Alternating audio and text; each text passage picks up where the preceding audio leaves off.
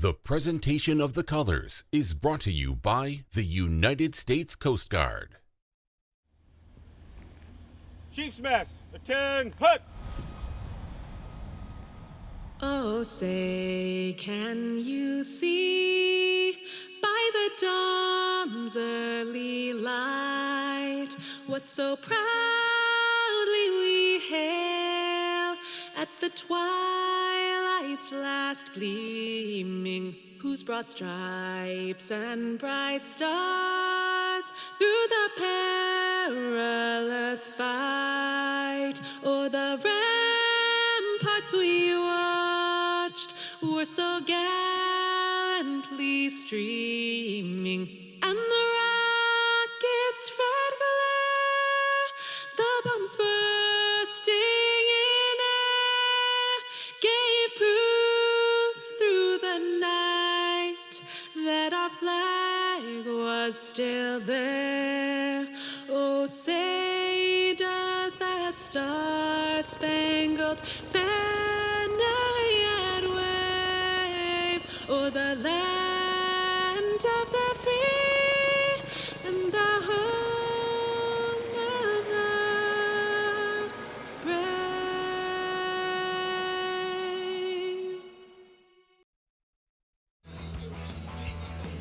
For the past 8 years, the 6A Region 1 championship has either come through Jeff Kelly at Saraland or the Spanish Fort Toros. And are we trending that way again this year? Looks like it early in the season, both unbeaten in region play. And we kick it off shortly as Spanish Fort visits Saraland tonight on Friday Night Rivals.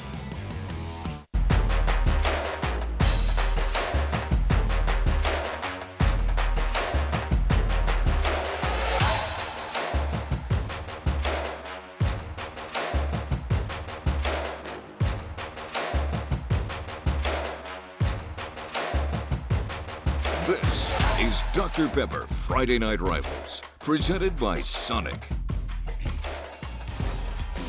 Huge early season matchup here in 6A Region 1 tonight in Saraland as Spanish Fort 2-0 in the region, ranked number 10 in the state, comes over to take on the perfect Saraland Spartans, ranked number 3 in the state and 2-0 in region play for this early season clash between two programs who have really dominated this region over the past decade or so. Good evening, I'm Jim Cox, my partner Dan Brennan here. And, Dan, we look at the schedules in the summer trying to figure out what our Friday Night Rivals game is going to be. Yeah. Whenever these two teams are playing, whether it's week 4 or 7, they're like, yeah, we're doing that game for obvious good reasons, right? They're very similar programs, right? They win a lot of games. They have great support in their communities, and they know each other. Now, when I said that, I didn't say they like each other. I said they know each other. This is a Spanish Fort team that has never lost here in Saraland. They're 4-0 all-time at Spartan Stadium. They also are 8-3 all-time against them. But tonight, they know they got their hands cut out going against this potent offense of the Spartans. They're going to need some help, especially on the back end, to keep everything in front of them tonight. I would definitely agree. That's where Joshua JoJo Hickson comes in. He's your safety. He's the last line of defense. He takes one step to the left, plays going to the right. He may be chasing people tonight. Really good player, though. Very solid. So look for Hickson to have a big play because this team is going to come downfield in a hurry. Yeah, and he's been playing a bunch back there since a sophomore, and he's a senior for this team. And we're going to talk about a lot of sophomores on the Saraland side of things tonight. So many of those great players offensively are just sophomores. But, boy, nobody else made as big impression on the pregame show with us than the quarterback, K.J. Lacey. K.J. Lacey is just a sophomore. He's great in person in an interview room, and he's really great doing this, being a quarterback. Great release, great poise. Again, a sophomore being recruited by a lot of schools. It's hard to project those quarterbacks. It's not hard to project K.J. Lacey. He is going to be a star. One thing Jeff Kelly told us in the pregame show, 10 touchdowns on the year, no interceptions, really taking care of the football. And that's something Spanish Fort has really prided themselves on. Takeaways, they've done it a lot in their 3 early season games here tonight. So we'll get ready for this one. It comes up next. It's Saraland playing host to Spanish Fort tonight on Friday Night Rivals.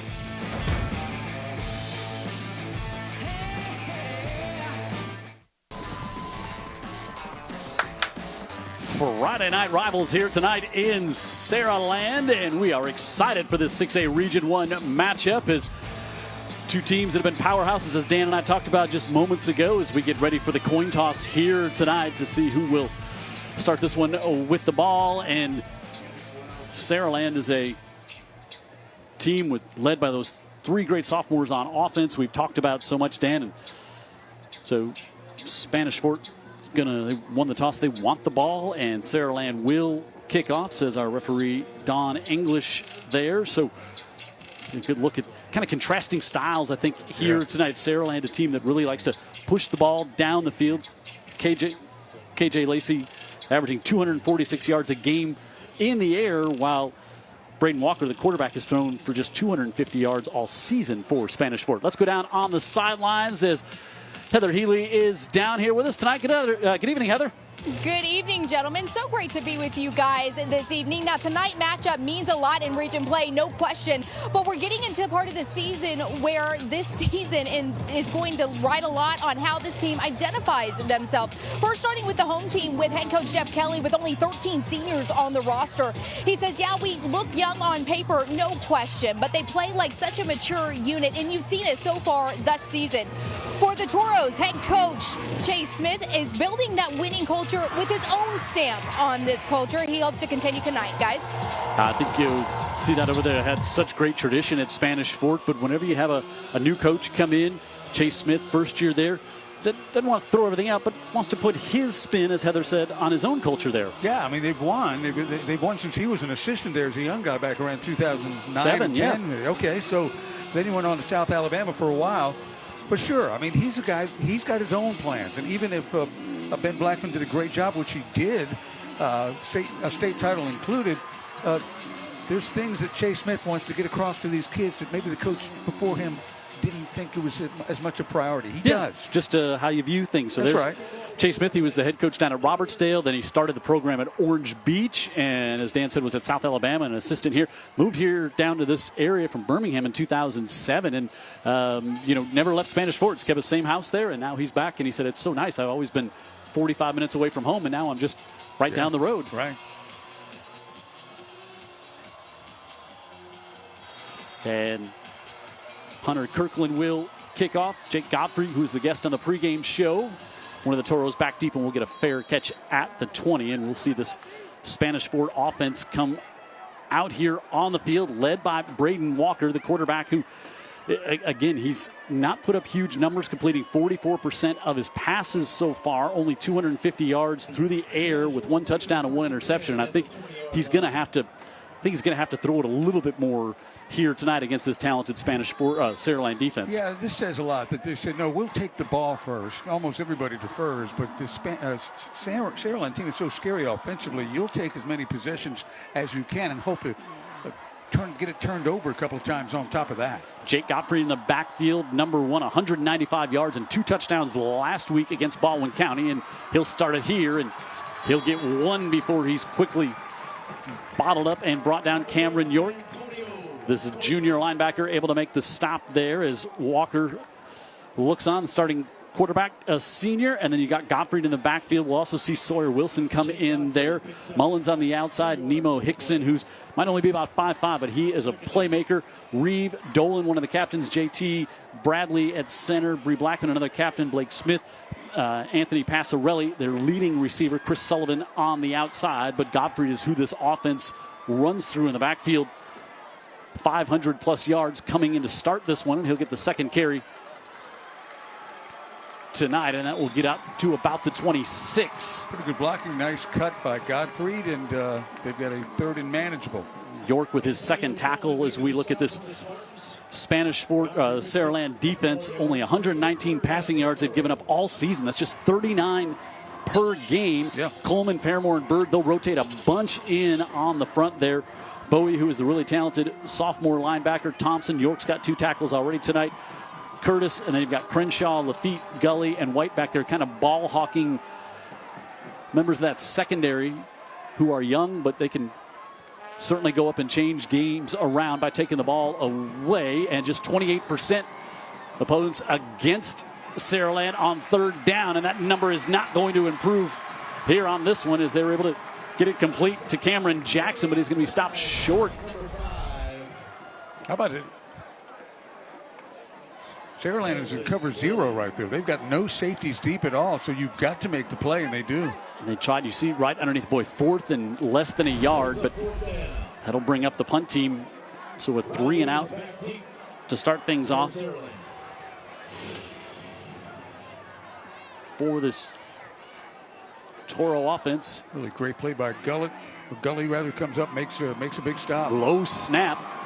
Passarelli able to get the kick off to the near side and bounces about the 37, and it'll be down at about just inside the 40. So good field position to start things, and a quick 3 and out. And Jeff Kelly will send his offense out there. We talked so much about KJ Lacey, who was a guest on our pregame show, and just what an impressive young man he would. Take football aside of it, outside of it. I mean, what an impressive young man he was. Yeah, a guy just turned 15 years old, handles himself like a pro, and watch him in the pocket tonight. Just really good poise, really good. The kind of things you look for in a quarterback: anticipation. You can have arm strength, but if you can't anticipate your receiver open, not worth much. Don English with the pause here. Maybe something with the clock. KJ Lacey, the sophomore. Santa McWilliams, the starting running back, a sophomore. And Ryan Williams, the starting wide receiver. Jeff Kelly joked. He said, none of them can even drive to practice. So young. Got to go pick them up, I guess, huh? So I'm not sure what the... that's what it was. The clock can continue to run, so they go from 8:50 to 9:03, and now we'll see KJ Lacey on the year, 10 touchdowns, no interceptions, 740 yards through the air already, and he wants Williams to the near side, and Williams is going to have a first down as he's thrown down by Tucker Shirley, but all the way up to the 46-yard line. And a gain of 14 to start things off for this Saraland offense. Lacey, the quarterback, as we talked about, McWilliams in the backfield, and then you've got Ryan Williams, but C.D. Gill, another receiver who's had a big week. Mike Smith starting on the other side at a wide receiver. Green, Crenshaw, Chastang, one of the captains, Sexton, Wilson, and Turner, the tight end, in front of Lacey, who rolls out to the right side, and again, able to get it back off. And another first down for Ryan Williams to the 35-yard line. A USA Health Systems first down, back-to-back first downs to start the drive. Yeah, you would say he's a man playing among boys, but he's a boy playing among boys. Just a sophomore, Alabama offer. This Spanish Fort defense giving up just 15 points a game. They got 10 sacks and 5 takeaways through 3 weeks. McConaughey, Williams, and Freeman. And you got Lee, Walton, Baggett, and Leach, the linebackers. Kyer, JoJo Hickson, as Dan highlighted in the pregame. Reed, Hopkins, and Shirley, the physical corner. You got to have some wheels, though, to keep up with Williams. And it looks like they've got Williams wide, one-on-one with Shirley.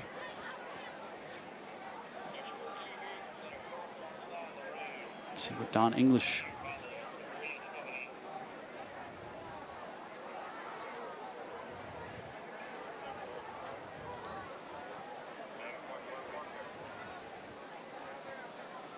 Not sure what the issue is now. He's explaining something to catch Coach Kelly over here on the near sideline, and see if we can listen in.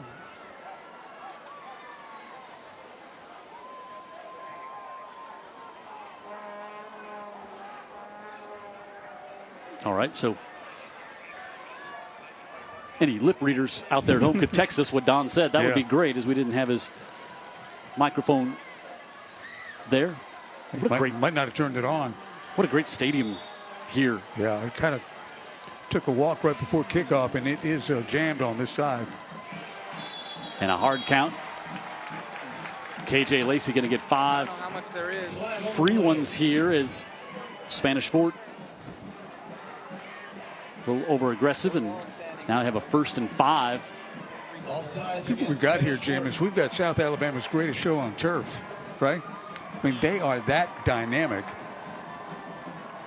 3-0, 2-0 in the region. We saw them open the season. Remember, they fell behind 9-0 early against Daphne in the game we had to open up our broadcast season here on Friday Night Rivals, and then they came back and ended up taking control of that game, and they haven't looked back yet Lacey looks middle of the field. It's picked off.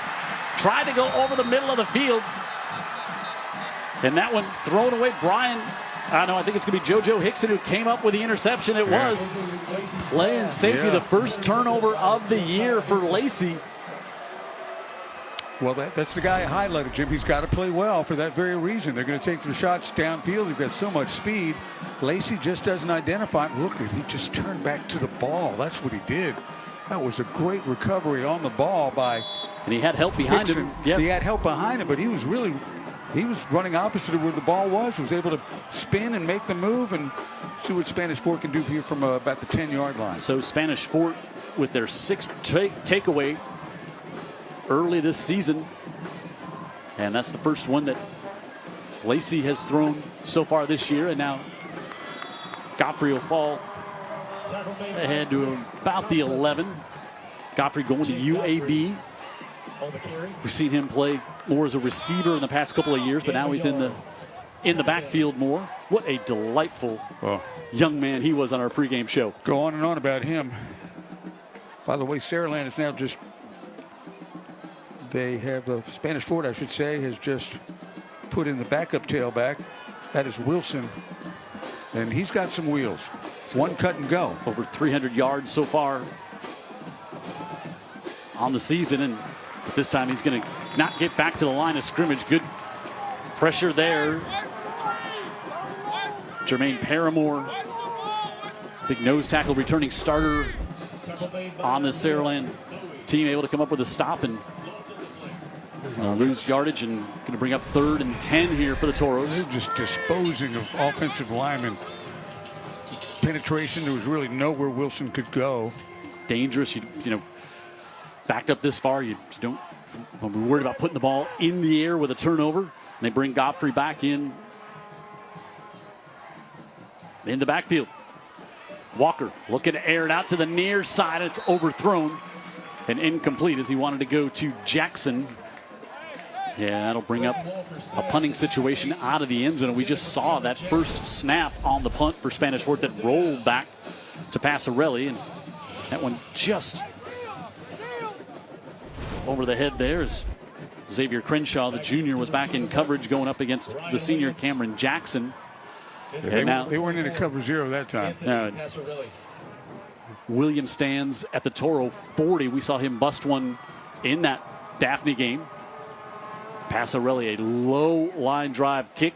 Williams takes it on one hop and turns it up the near side. Look at the speed, and he's pushed out of bounds at the 26-yard line.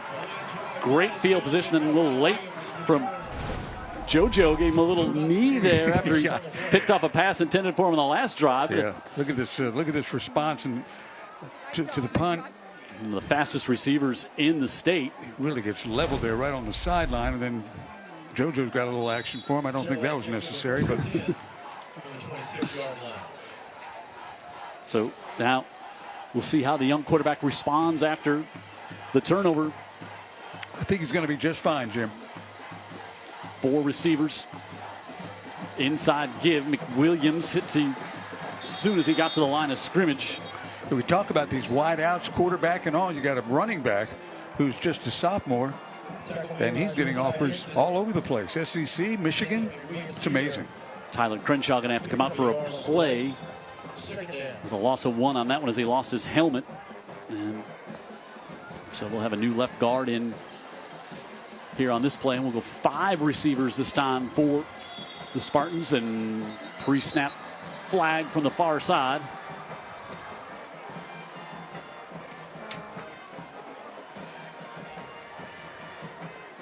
So plenty of flags, 3 already in this one, and we're going to have 2nd and a 14 coming up. The false start against the Toros. They're making some plays and are also shooting themselves in the foot a little bit here early in this game. They've got great field position. They've got a very talented offense.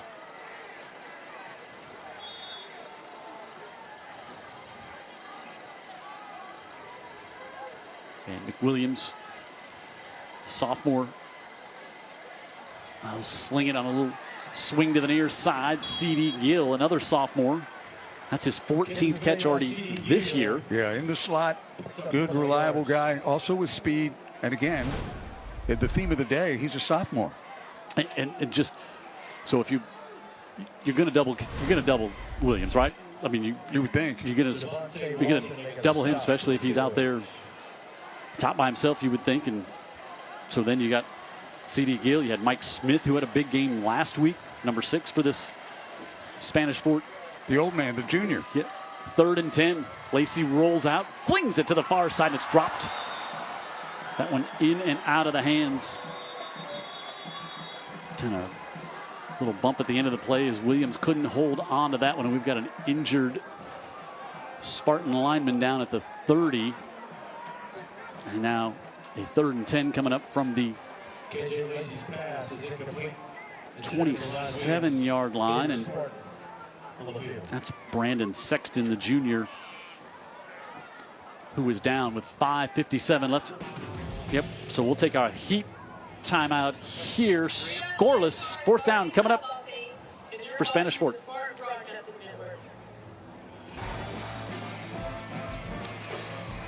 Jim Cox, Dan Brennan, Heather Healy down on the sidelines. Vincent Early, our director, here tonight in Saraland, is this big 6A Region 1 matchup. Both teams unbeaten in region play. Both teams top 10 in the state, and the Spartans will go for it on 4th and 10. Lacey with pressure, dumps it out of the backfield, able to get it complete. McWilliams, but he's going to be stopped at the 20, short of the 1st down, and Spanish Fort's defense comes up and forces the stop, and they'll get the ball back at the 20. Great containment by Spanish Fort right here. You got a really good player. They get it to him in space. He's got a lot of space, but they've got people in between him and the 1st down, and they stay and make good pursuit as well. They stay and make the tackle. Sante McWilliams just didn't have any help out there, and Spanish Fort kept him in front of the sticks, and the Toros, after coming up with an interception on the first drive, this time stop them on downs. And they get the ball back, but they've punted twice quickly on their two first possessions. They've done nothing. And now we'll go a little wildcat with Godfrey taking the direct snap. Going to go power to the left side, and he's going to be ridden out of bounds. Antonio Coleman, the sophomore. Yeah, they try to run power that way a few times, and you know what's happened? They've been overpowered, running their power, and that's great credit to the Saraland defensive line. They've been really, really stout up front. So, loss of 1 on that one. 2nd Another thing you notice, Jim, is that while Saraland runs their offense rapidly, Spanish Fort milks it. Yeah. They want this game to kind of go their way, kind of a slow slogging kind of game, and they let that play clock run down to 5. Godfrey will fake the pitch and keeps it this time and rumbles up. And going to be 3rd and manageable here to the 29. So it'll be 3rd and 2. Fake the pitch to, so move Nemo Hickson back in the backfield that time. Yeah, didn't see a lot of tempo out of Spanish Fort in the game against Blunt. You're not going to tonight either. Godfrey tries to go up the middle and falls close. It's going to depend on the spot. And he's going to be just shy of the 1st down. So 4th and very short here. We saw Chase Smith punt on the first situation about 2 yards back. Same situation on the first drive. Yep. I think you go for it here with Godfrey in the Wildcat. Trying to draw him off sides, Jim, and Hasselow's going to come back in and punt. He's going to take a timeout. Yeah, okay. They will take their timeout and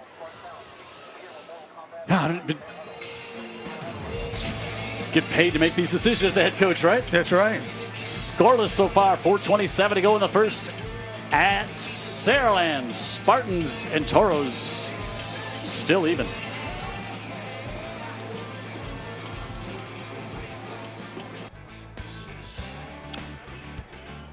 We've teamed up with Dr. Pepper and Coca-Cola Bottling Company, United, to bring you the ultimate high school football experience. Going to tell you more about that as the game goes along.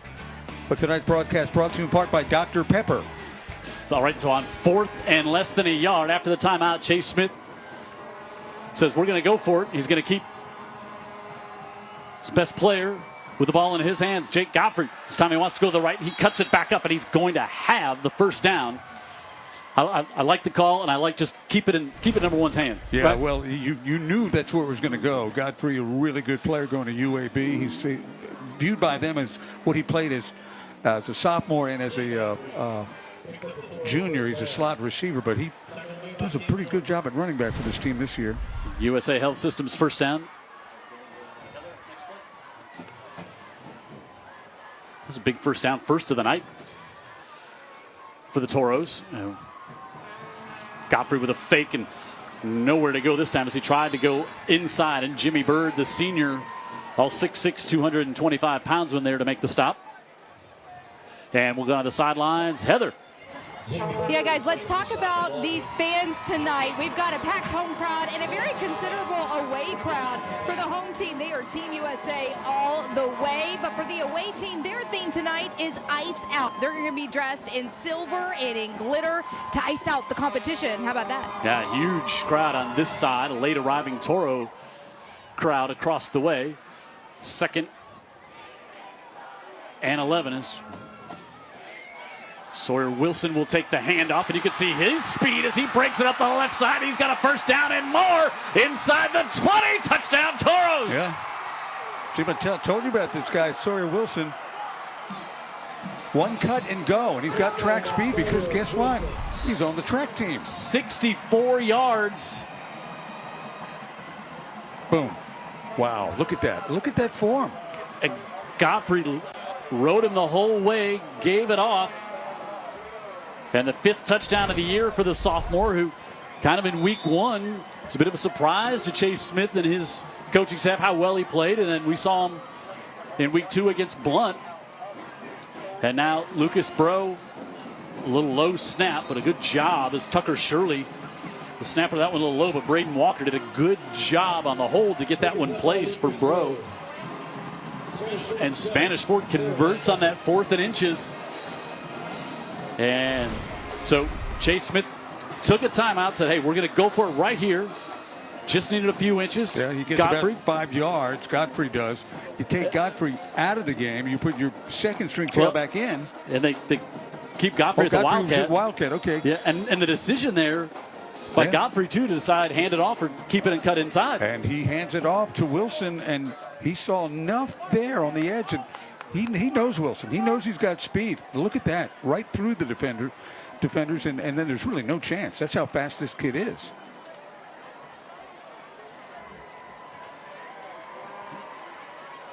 So 5th touchdown of the year for Wilson. I just love the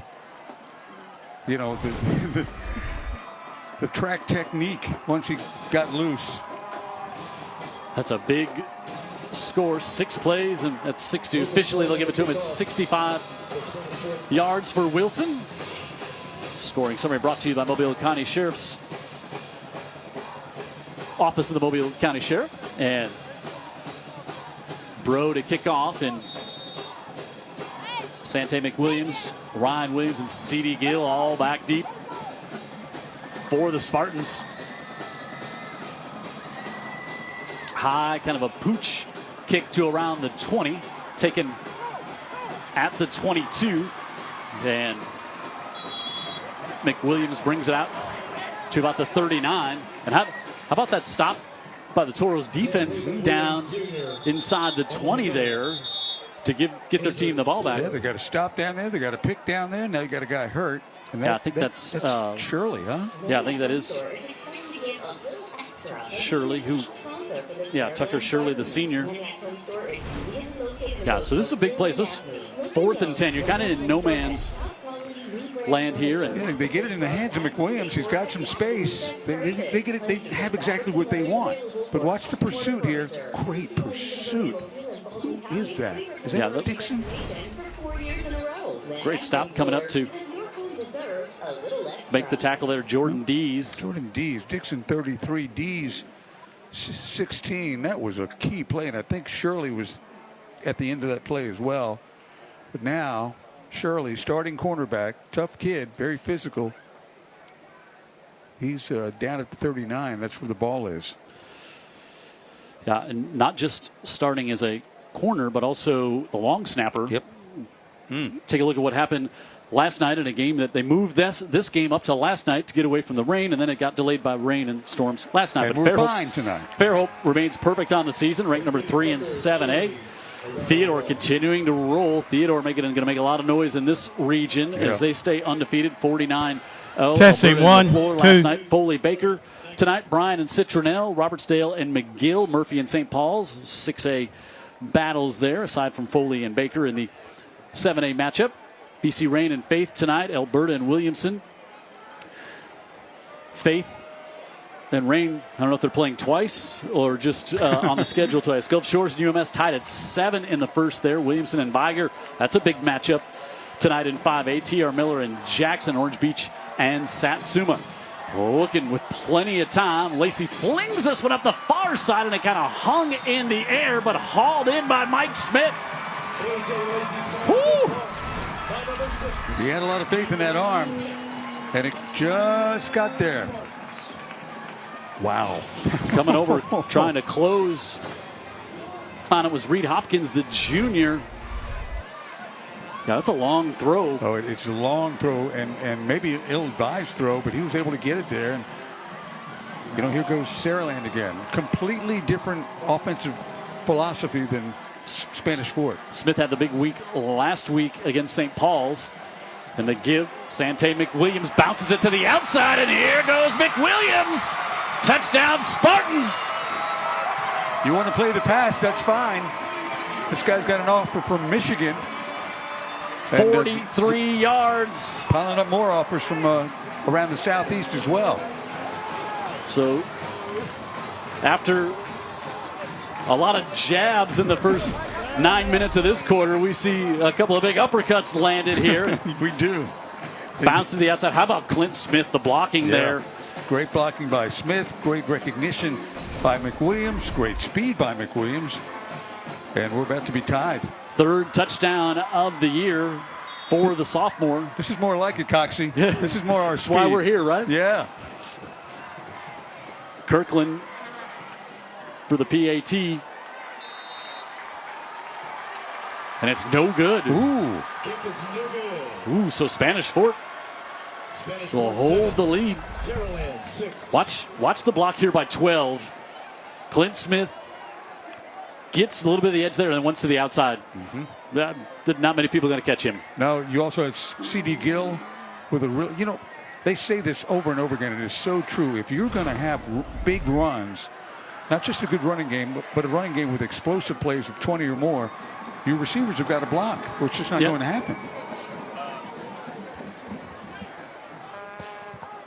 So a couple of sophomore running backs with big touchdown runs here in the end of the first quarter. 43 yards. Sante McWilliams. And then the missed extra point. That could loom large. Really could. And we'll see.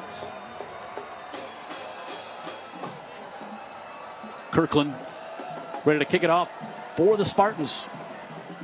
Can kind of bangs this one short. Godfrey will take it at the 15. Godfrey all the way out around the far hash and now dances, and Clint Smith will make the tackle out across the 25 to about the 27. Tackle made by Clint Smith. And we'll see if the Toros stay with the Wildcat as they did on that last two series. And now we'll see Braden Walker, the senior, come back in at quarterback. You know, they were no first downs the first two times they had it. Finally got one first down. It took them to a fourth down to get it. Next play, bang, all the way. Walker's longest pass this year, 34 yards. Had a couple of really big throws last week in their win over Baldwin County. Single high safety, you might want to take a shot. And this one before the snap.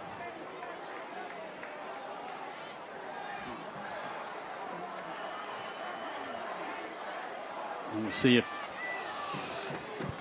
A dead ball foul. False start. Offense.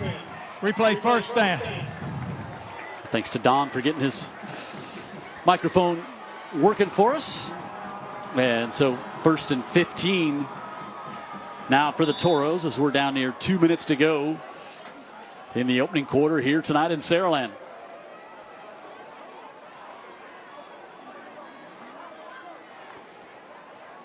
Walker with the pitch, and Godfrey in the backfield wrapped up immediately as Godfrey, as soon as he had that pitch, the sophomore Isaiah Bowie. Yeah, as if they don't have enough sophomores on offense to keep an eye on. Bowie, a really good player at linebacker. Jeff Kelly was saying he's really talented. You can just see 6'2", 195. I mean, just that prototypical long, lean, lanky linebacker, and blows that one up. 190 as a sophomore. You can be projected, I'm sure, to 215 leaving school. This one backs him all the way up.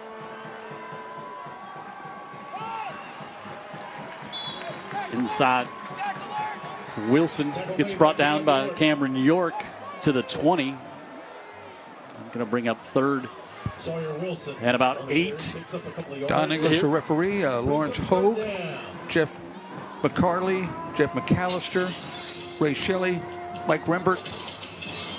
Try to get in all in here to Claude Moffat also, and that's the crew down on the field. Inside a minute to go, 3rd and 8 for the Toros, and Walker will empty the backfield. 5 receivers. Looking right, fires it, and nearly picked off. Trying to jump that one was Crenshaw. And we're looking to come to Chris Sullivan, who's got 5 catches on the year, but that'll bring up a punt team here. Jim, what's remarkable about this defense, all 4 guys new back there. They're brand new at what they're playing in 2022, but they have been very good defensively. Yeah, as we said, only giving up 39 yards a game through the air for the first 3 weeks. A lot of that got to do with your opponent and their tendencies, but they've been tough.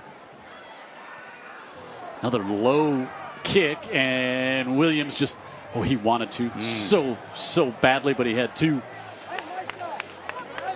white jerseys right in front of him. It's still pretty good field position for the Spartans up to the 42-yard line. Passarelli, one of those punts. If you're the receiving team, you have to worry about hitting one of your players running downfield to no doubt start setting up the blocking. Tell you one thing, Spartans have had the field position all night. Yep. Right now, only 7 points. KJ Lacey, sophomore quarterback. All he had to do was turn around and hand it off, and he got 6 last time. Threw for over 1,200 yards last year as a freshman at Daphne. And he's a gunslinger. Jeff Kelly told us that before the week 1 game. He said he's a gunslinger. He wants to push it down the field. He's going to take his shots and fires that one. It's off the hands of Williams. Boy, he threaded the needle. There's Williams, and again Tucker Shirley is down, and that does not look. Gosh. Hopefully, maybe it was a. Poor Tucker Shirley. I think the safety came over. Watch here. I was hoping it was. Just got hit kind of in the, leg whipped in the thigh. But I was hoping it was maybe, sometimes you playing basketball, you bang your kneecap against the other one, and it's excruciating pain, but it passes serious. Quickly. So I think that was Hickson again, who's been all over the field, coming across as the safety. And he really doesn't collide with Shirley. It's just Shirley getting kind of tossed in the middle of all that action and ends up falling awkwardly. Yeah, we saw Shirley had gone a lot of pain. Had gone down on a play previously as well. So they'll tend to him. Take a look at the other games going on tonight. Escambia County and St. Michael playing. Still talking about that St. Michael Bayside game from last week. Incredible. Bayside and Wilcox County, Cottage Hill and Flomaton played last night, as W.S. Neal and Monroe County did as well. Mobile Christian and Excel tonight. Hillcrest, Evergreen, and Thomasville. Last night, Chickasaw and J.U. Blackshear had a Thursday night matchup. Also, Aliceville and Francis Marion, Strawn and Clark County tonight. Zion, Chapel, and Sampson. St. Luke's, Washington County.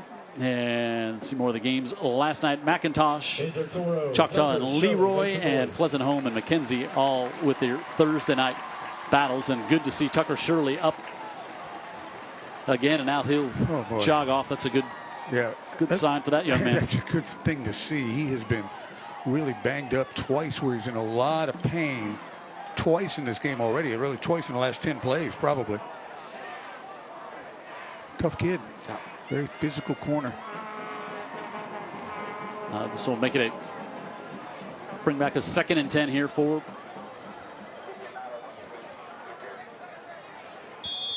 the Spartans after that incomplete on first down.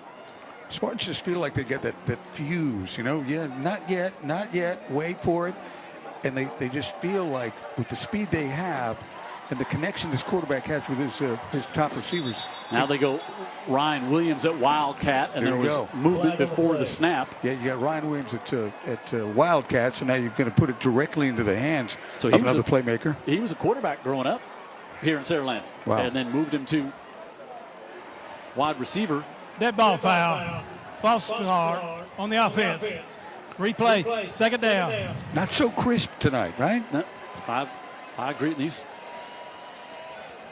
couple of big plays, otherwise kind of stalling in place a little bit. And again, Saraland with excellent field position. They've had it all night. They only have 6 points. More flags than we're used to seeing out of these teams. Agree.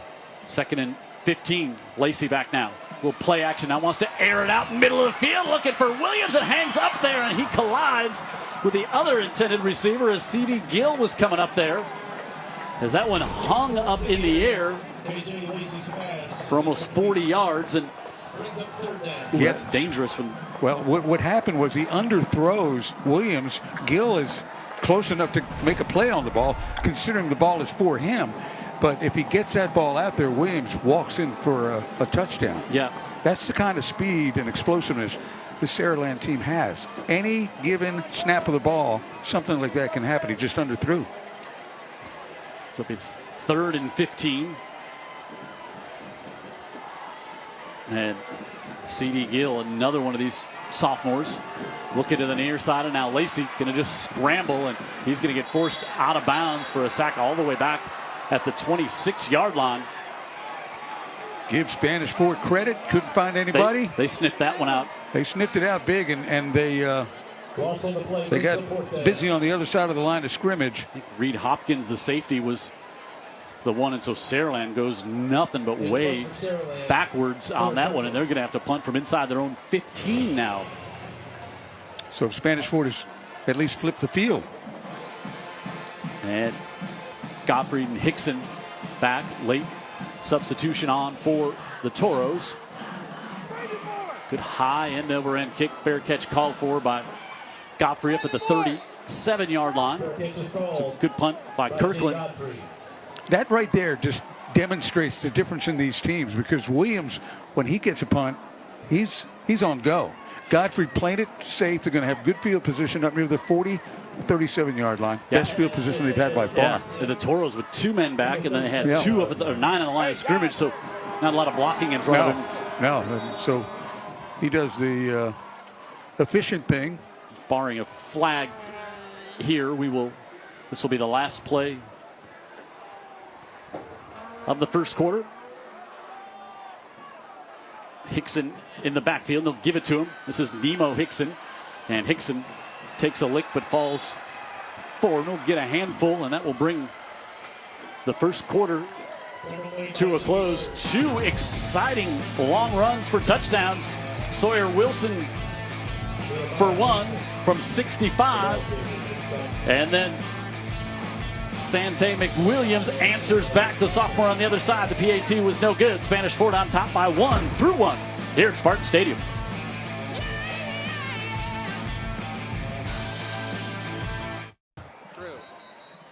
We did not expect to see the moon at all tonight with the forecast leading up to this Friday night. Look, on FM Talk 106.5, we've got the most reliable, Alan Seals and Dr. Bill Williams with us. 2 very reliable meteorologists, and nobody was giving us the solid thumbs up forecast at 6 a.m. this morning. I can tell you that. No rain at all. No wind. And a 1-point game. Jim Cox, Dan Brennan, Heather Healy on the sidelines. And inside give again. This is Nemo Hickson, and he's going to have the Toro first down to the 40. And he picks up 17. Nemo's he's got the lead in the dance contest so far tonight, by the way. Shifty to look now. He's shifty because he's got to be at about 5'5". But look at that. Roof Doctor's first down here is seeing some different combinations in the backfield for this. Yeah, looking good. That's his brother, the senior. There's been some Hicksons through the years at Spanish Fort. They've done more than just contribute, too. That JoJo Hickson, his brother. Walker gives this one back off to Wilson, and Wilson going to pick up 8. And a flag comes in at the end of that play. Sawyer Wilson. This is about 8 yards. I think you would say the strength of this Spanish Fort team, their offense and defensive lines both. Yeah, they've been challenged pretty well tonight by that front group. Holding. Offense. 10-yard penalty from the Spartan foul. So that one happened right near the end of the play. Must have been out on the edge, and that's going to bring them back to about the 47-yard line, maybe the 43. Jim, I think that long touchdown run by Wilson not only gave the team a little pump and confidence, but that offensive line too. Godfrey back in there in the backfield.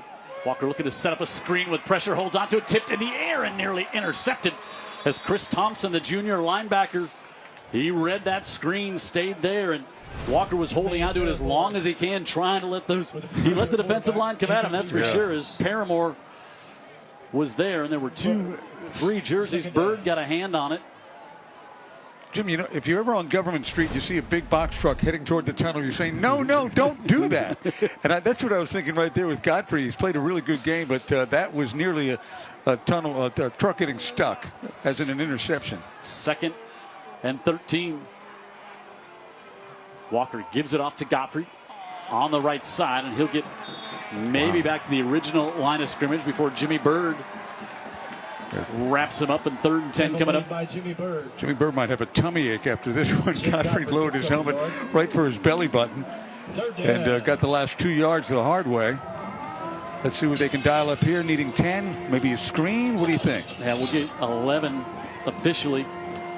There's Bird. He played well for this team last year. He did. As well, and one of the senior leaders on defense. 3rd and 11 for the Toros, who lead it by 1. Fake to Godfrey, fires on the far side, complete, able to get that one off to Jackson, and Jackson's got the first down to the 22. Best ball of the night from Braden Walker. You got it. Really the best ball of the night with a lot of confidence. Threw it in there in a little traffic. He didn't care. Quick slant by Jackson. He knows exactly where he's going with that ball, and he rips it in there on time. 4th catch of the year for Jackson, and Toros are in the Dr. Pepper maroon zone. Give Walker up to the 15. Tell Walker's running style. He doesn't mess around. He just looks for that one cut to get upfield. Picks up 4. Cameron Jackson, the ball carrier. And brings up 2nd down. 2nd and 6 coming here for Spanish Fort. As I said, Spanish Fort 8-3 all time against Saraland. 4-0 here at Spartan Stadium. But these teams have met 3 times in the semis for a chance to go to state. Wow. Spanish Fort's won 2 of those 3. Godfrey at the Wildcat. Hard count.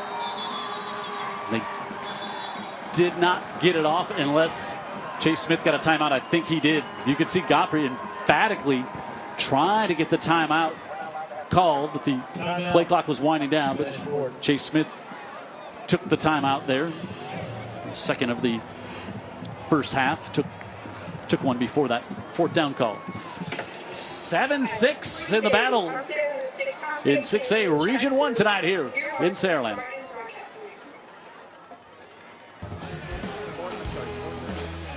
Dan Brennan, any snack recommendations for me on the ride home tonight? Oh, yeah. Hey, right across the street from the high school, Sonic. So what do you get when you combine 2 craveable classics made with 3 slices of melty American cheese?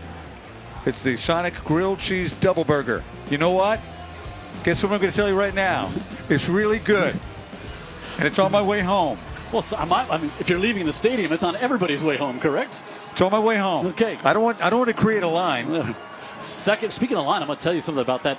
2nd and 7 here in the Dr. Pepper Maroon Zone for the Toros. And they'll come back with Godfrey, the UAB commit, out of the Wildcat. Double tight ends. Godfrey slipped as he tried to cut it. And he'll get down to about the 12 or so. This game is sold out here in Spanish Fort. They stopped selling tickets, ran out of tickets 30 minutes before kickoff. Because people were turned away watching it at home tonight. Can you imagine coming over from Spanish Fort? Yeah, I'm telling you. Hey, TV does not hurt the live crowd. No, of course not. Alabama High School Athletic Association won't let us do the games live in the playoffs. Doesn't hurt. Here we go. 3rd and 3. Godfrey with Wilson back with him. Godfrey on the keep. He's going to get stood up, and he's going to be short. Bird again. Yeah. That Bird keeps flying in there, making plays. He's a really good player, big guy. Chase Smith with no hesitation says, I want the points. I want to go for the field goal here. Is the counteraction by Godfrey, but it's not good enough to get by Saraland's Bird and junior Captain Thompson in on their tackle as well. And now Tucker Shirley, the snapper. We'll see. Godfrey's going to hold Lucas Bro on for the field goal attempt, and it's good. From 33, Spanish Fort increases their lead. They lead it 10-6. Hey, you want to be this week's Wendy's Giant of the Week? If you're a junior or senior who plays football on any of the high schools in our Alabama viewing area, you could win. Log on to UTV44.com. Click on the contest tab to be entered for a Wendy's Giant of the Week prize pack. Rules and regulations do apply. What a game here tonight so far. 10-6. Spanish Fort with the lead as they get the field goal on that drive, 51 yards. I think this is the other thing they like, Dan Brennan. They took over 4 minutes off the clock on that 28-yard field goal. Got so many folks watching this game here tonight. Willis Wilcox watching. He's also keeping me updated, and you as well. UMS on top 21-7 over Gulf Shores. And let's go back down to Heather on the sideline. Heather. Yeah, guys, well, if you can see the big board behind me, it is the biggest in the state of Alabama. It is 36, almost shy of 36.5 feet in height, 46.8 feet wide. Those are the exact numbers. The biggest again in the state of Alabama. Head coach Jeff Kelly, very proud of it for sure. They have stereo system, lights all around. It is the real deal here in Spartan land. Yeah, you can see it from Citronelle when it's on.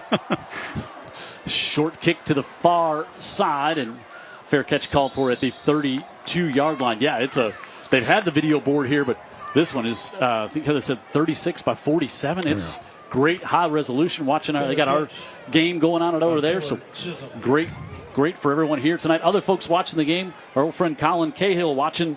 Kelly Finley on the drive up north. She's going to watch a cross-country meet.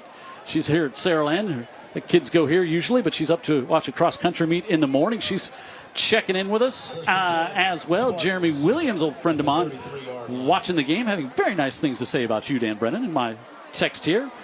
Got viewers up in Marengo County. Chris Smith watching up in Marengo County on the stream tonight. McWilliams falls ahead to about the 35. And so we're not quite halfway through the second here, and I'll have to have Kyron Wilson will come out for a play as he lost his helmet there. So I said UMS up 21-7 over Gulf Shores at the half. Big 5A matchup. Slings to the near side. Williams caught the sidearm pass and broke a tackle, and he's going to have a Roof Doctors first down to the 47-yard line. He's a problem. He gets that ball. He's got you on a string, and he's able to really. It's never a tie. He's always going to get some yards out of it. Watch here. Now he's in a standoff, and what do you do with him? So you concede a little bit. He gets 5 extra yards right there. Yeah, Kyer doing a good job to use the boundary to force him that way. Exactly what he needed to do. D's there, low snap. KJ Lacey was hit as he. Now they're going to say it's an incomplete pass. Ooh. It was a low snap. Whoa. And they're going to say it's incomplete, and we'll have to look at this one again. Let's watch here. Oh, no, it was a helmet that knocked it out. That is a fumble. It was the helmet that knocked it out. Great look from our crew as blowing in on there was Bishop Burkhalter for what would have been a fumble recovery for 6. And Trip Lee, one of the captains of this Toro team, can't believe it. Well, you got this giant jumbotron, and it's replayed on it. And because they're taking our feed. Yeah, and the Spanish Fort sideline and stands are incredulous about this call because they can see it. Arm not coming forward. Now, McWilliams, they're out to about the 45. Did I see like a wry smile from Chase, like a smile, Chase Smith, a smile from disbelief on the other side? I was looking over there, and now a late flag. I can't do that. Going to be against, I think there might be Jordan Dees going to get 15 after that. So you can't let one compound on the other, is what Chase Smith is going to say there. Can't do it. You can't do it. You cannot do it. You're having a great first half, leading by 4. Unsportsmanlike conduct on the pretty defense. Much caused a turnover. 15-yard penalty from the end of the run. You might be frustrated with the call. I don't know, but you can't have this kind of garbage after the play. Can't. That's exactly what Chase Smith is saying over there on the far side. So you got to use your head. And all the way to the 29. Sometimes the second guy gets caught. That might have been the case here, Jim. But man, what a killer. All right. Inside the halfway mark. That one batted down. Now intercepted. Got tipped in the air, and this time it will be picked off. As Trip Lee, who picked up the last one that was not called a fumble. Gray Freeman, I think, is the one who got the hand on it. It'll be the second interception tonight. We have a heat timeout. KJ Lacey. We'll look at it when we come back. Another turnover forced by the Toros. They lead it halfway through the second.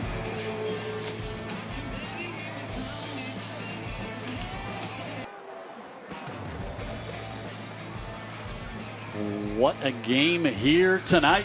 Spanish Fort on top 10-6. Jim Cox, Dan Brennan, Heather Healy on the sideline. Our great Friday Night Rivals crew. Vincent Early directing the show for us here, and our crew giving us a great look at that, what was called a non-fumble, but then Spanish Fort comes up after they take the 15-yard penalty. The ball got tipped and then intercepted. And KJ Lacey with his second turnover tonight after having none in the first 3 weeks. Nemo Hickson started inside and bounces it outside, and it's going to pick up 9, just shy of the first down. On first down. He could fake out a butterfly. This guy, he's so quick and makes about 9 decisions within each run. Boy, just a tough little guy to get to the ground. Second down.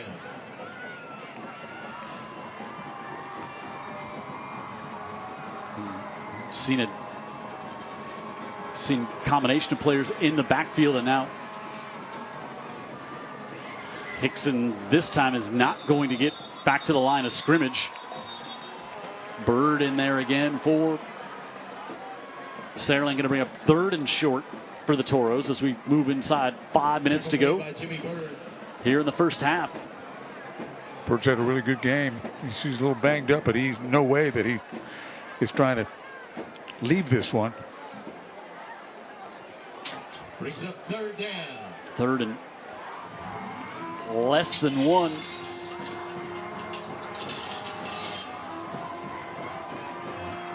And they'll go with Sawyer Wilson in the backfield. That also has Godfrey split out to the bottom of the screen. And Saraland was showing pressure. Give it off Wilson to the far side. Lunges forward. He's going to be stopped short of the first down. Boy, they just had a wave after wave out there on the outside for Saraland. Great job. Chris Thompson, the middle linebacker, actually got to the outside, and Bowie was in there first. A big Bowie with the Paramore. present. Yeah, Bowie with the penetration. I've got the stat for the day that's going to blow your mind here. Doesn't it seem like Spanish Fort's had the ball more than Saraland? I'll tell you by how much here in a moment. All right. From the 30, Passarelli to punt. Low kick again, and it just bounces all the way down to about the 22. Saraland's defense comes up with a 3-and-out after the turnover.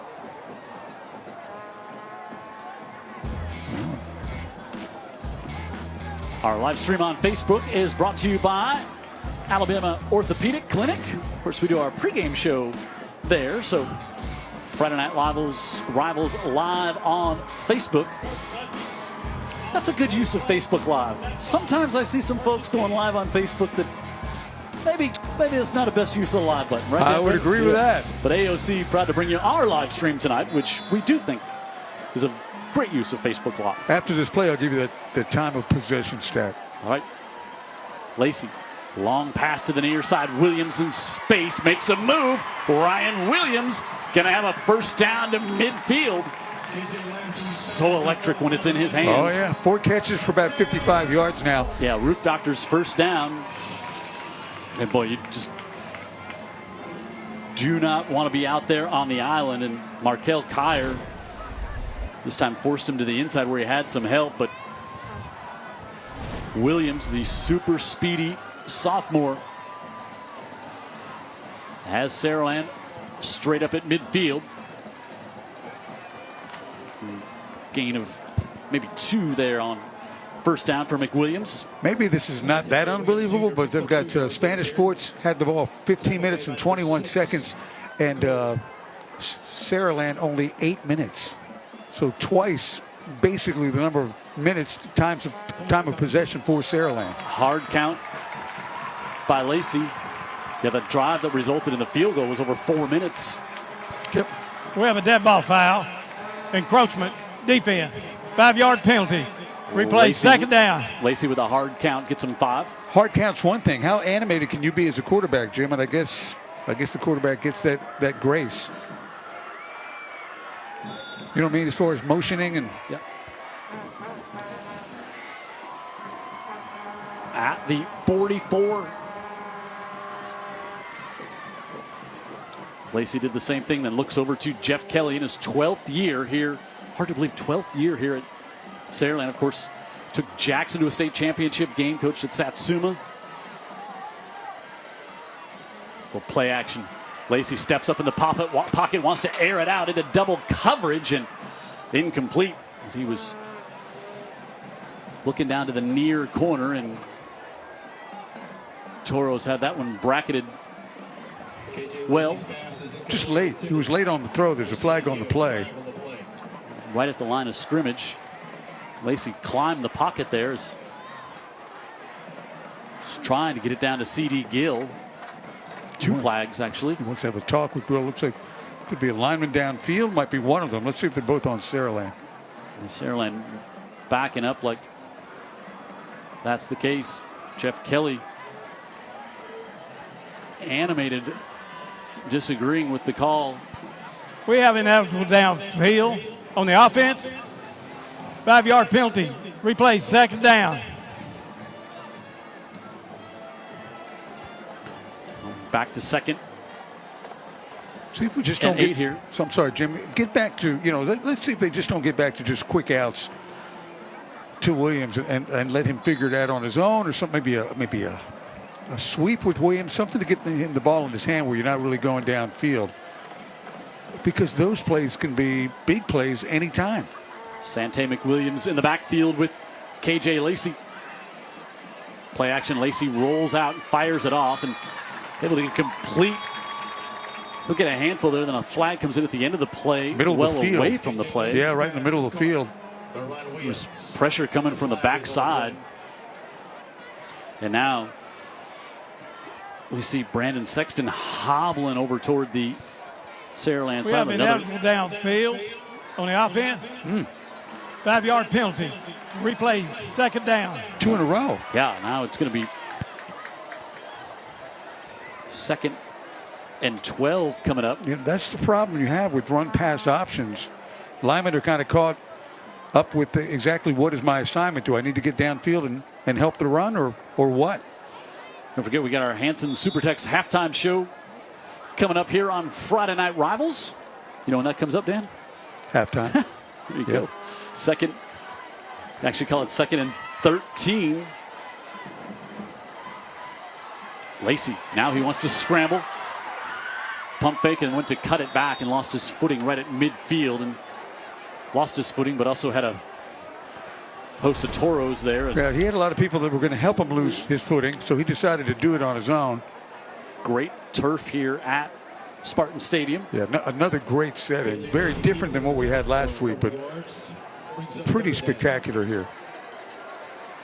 Huge crowd. 3rd and 9 for the Spartans. Jeff Kelly takes a timeout with 1:25 left here. Saraland will get the ball, start the second half. If Jeff Kelly had an upper deck at Spartan Stadium, you think that's where he'd put the Saraland band?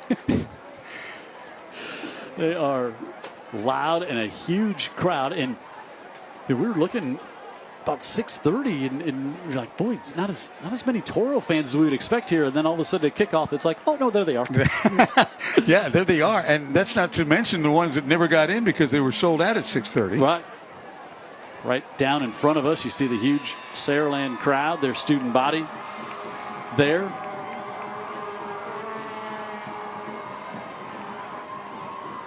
Again, when you have to go to StubHub to get your ticket for the high school football game. Yeah, don't look at us. It's a good sign.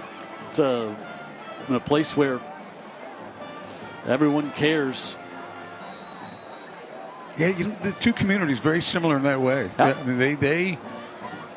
They support these teams in a very major way. No, not halfway in. Yep. Of course, Saraland broke off from the Mobile County school system 12 years ago or so, and now they're their own independent city school system here. 3rd and 9 for Lacey and the Spartans. More pressure coming. Lacey off his back foot, floats it up and over his intended receiver, C.D. Gill.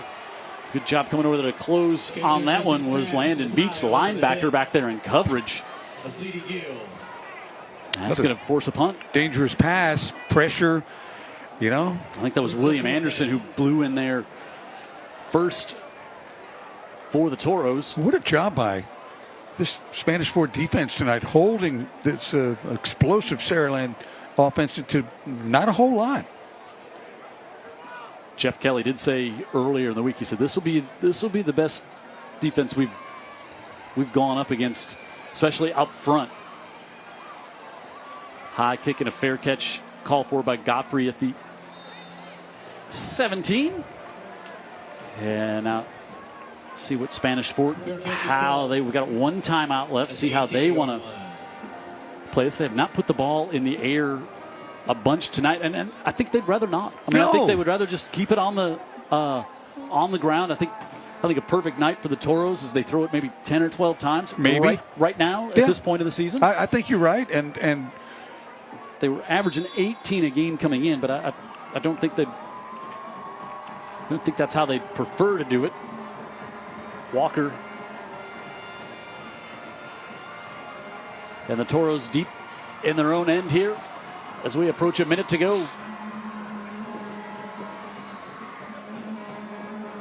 Godfrey to the 25-yard line. Yeah, and I think if you stop at the line of scrimmage there, I think maybe if you're Saraland, you take a timeout if you were to stop them there. But now when they pick up 7 on first down, kind of changes your clock management. You're not so sure you got them now. And Godfrey's got a Roof Doctors first down up to the 30. Tackle made by Jermaine Paramore. Godfrey picks up the first down. You talk about the offensive line. That's not a small thing, right? No. They get a first down on the strength of this offensive line, and now this Saraland offense, which is highly touted, they will not get the ball until the second half if everything goes as planned here. Walker wants to air it out up the right side, hangs this one up and off the hands and incomplete as he wanted to go again to Cameron Jackson, who has a catch tonight. Jay Smith told us before the game, Walker can throw it. And we're like, really? Oh, yeah, he can throw it. He can throw, and this is what he meant. Yeah. And you know what else he said? He said, hey, our receivers got to help our quarterback out by making a play when they have a chance. And I think that's one that Cam Jackson would probably like to have back. No doubt. Walker put it right there. Very impressive throw.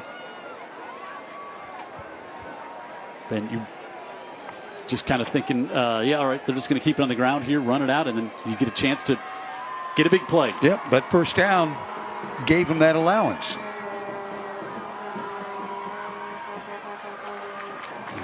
No gain to the 30 there for Godfrey. And tackle made by Jermaine Paramore. Paramore makes the tackle and no gain on the play. Should do it here for the first half. What a first half. Spanish Fort with a 10-6 lead. Defense forcing a couple of turnovers.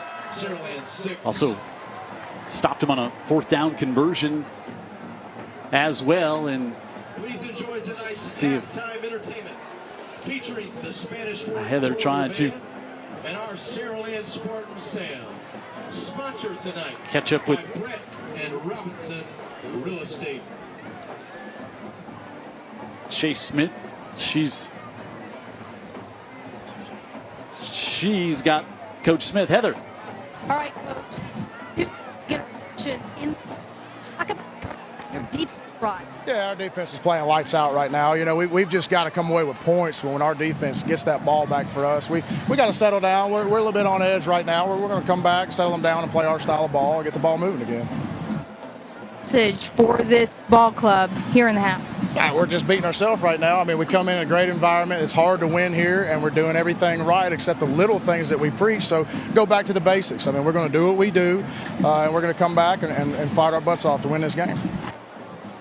Guys.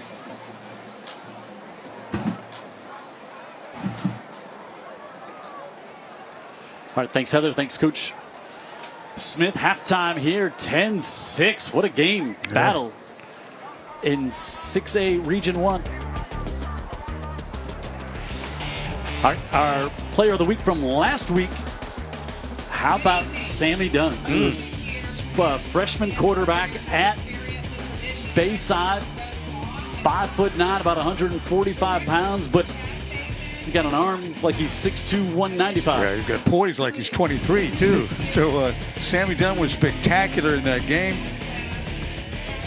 Freshman quarterback who was a cornerback their first game, and they decided let's roll with Sammy. And I like that change. I like that move. I do. I think it's working out very well for Bayside Academy. A very exciting game, a 3-point win over St. Michael. Yeah, what a win for the freshman quarterback there. And at the end of tonight's game, we will give you 3 players to choose as our players of the game. You'll be able to go to utv44.com to vote, and we will tell you about them next week at halftime. Congratulations to Sammy Dunn. Friday Night Rivals. Dr. Pepper and presented by Sonic tonight here from Saraland. This is the Hanson Supertex Halftime Show.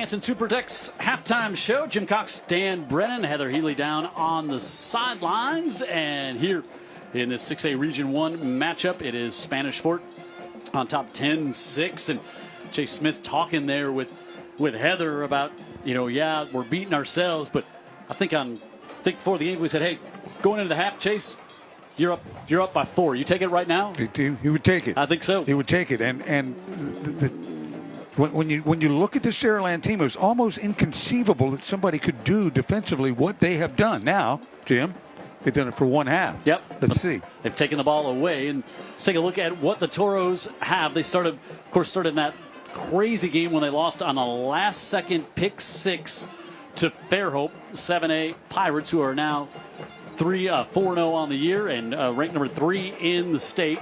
And the game we did here on Friday Night Rivals, they beat Blount and they beat Baldwin County. Boy, they're kind of, so matchup tonight. They got Saraland here, and then they're at home next week against Theodore, who is also unbeaten.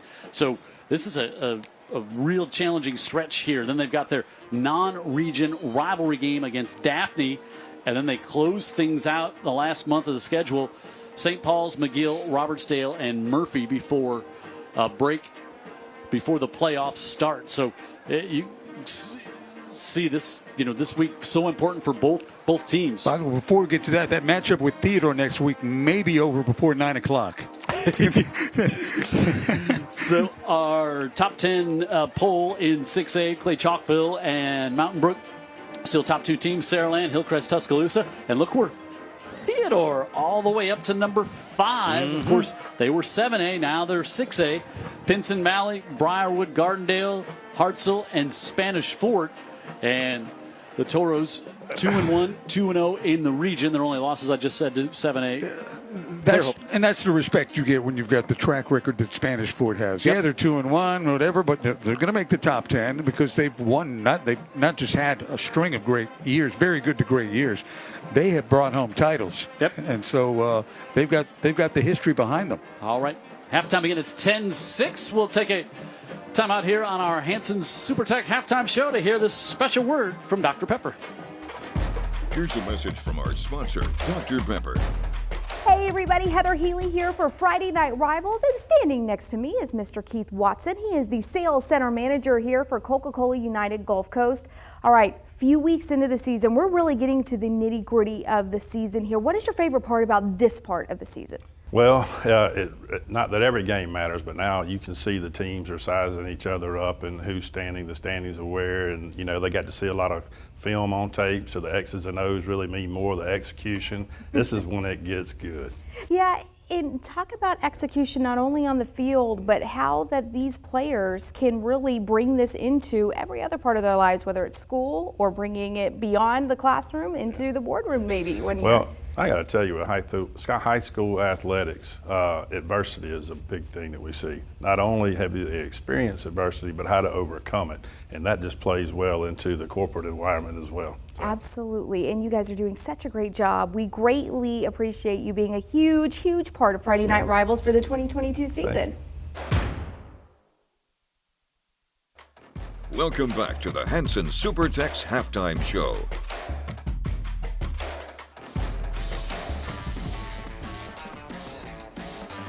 Hanson Supertech's halftime show here at Saraland. Jim Cox and Dan Brennan up at the booth here at Spartan Stadium. Sold out crowd. Spanish Fort on top by a score of 10-6. How about you want some other scores, Danny B? I'd love some more scores, How about Jim. Baker on top 35-7 at the half over Foley. Wow. These are Daphne on top of Davidson 32-14 in the second quarter. And also, now it's 21-14. Gulf Shores just scored. Gulf Shores and UMS battling on Old Shell Road. How about St. Paul's 35-0 over Murphy at the half? Wow. First, I think that's the initial time they've ever met. Yeah, 6A battle. McGill 38-0 over Robertsdale at the half as well. Scoreless Williamson and Biger. Williamson unbeaten on the year. It's a great rivalry between those two teams in 5A. Faith leads BC Reigns 7-0 at the half. Orange Beach on top of Satsuma. Makos and Gators doing battle in an aquatic matchup at the beach. 28-6 there. Orange Beach on top. Citronelle leading Alma Bryant by a score of 6-0 at the half. Mobile Christian leads Excel 21-7 at the half. How about Alma Bryant up to Citronelle? I mean, we think that's the longest between Mobile County schools. It's got to be the longest commute. I would think so. Bryant, you go all the way down to Irvington by LaBattery, and then you keep going. Yes. You go down almost like a one-lane, one way in, one way out road until you're basically on the coastline of the Mississippi Sound, and we know where Citronelle is at the very top of the county. Yeah, it's not as straight as the crow flies flight plan to get. Thank you, Highway 45. Yeah. So continue on here on our Hanson's Super Tech halftime show.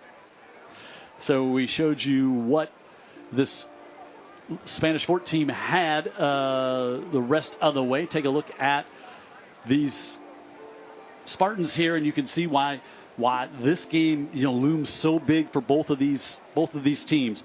Unbeaten to start the year for the Spartans. This big matchup with the Toros. Then you look and say, okay, you got Robertsdale and Foley, got Blount, you got Baldwin County, then you're open, and you got the big one at Theodore. So Spanish Fort has their big matchup with Theodore next week, a top 10 battle, and then Saraland has it at Theodore on October 21st. I think the other thing to take from that, 43, 49, was it? 42, their point totals the first three games. Yep. And tonight, 6 at the half. At the half, you're right. Yeah. Saraland, as we see here, look at the region standings. Saraland and Theodore each 3-0. Theodore with the easy rolling win last night. But the top three teams all 3-0. And then, again, only 4 teams out of these 9 are going to make the playoffs. So Murphy's going to get a win. McGill's going to get a win tonight. St. Paul's going to get another win in the region tonight. And so this is going to be a little more jumbled as we head into next week. But we thought this would be the case. I didn't think we would see I didn't think McGill would be 0-2 heading into their third week of the season. That's where they're at. They're going to get the win tonight as they're up big at the half. St. Paul's is going to get the win. St. Paul's going to be 2-1 in the region. So they're going to be in a top 4 spot in the region after this week. But there's our Region 1 standings here tonight. A halftime show brought to you by Hanson's Super Techs. We'll take another timeout here from Spartan Stadium. Friday night rivals. It's a good one, and it's a battle here tonight in Saraland. We'll get you ready for the third coming up after this.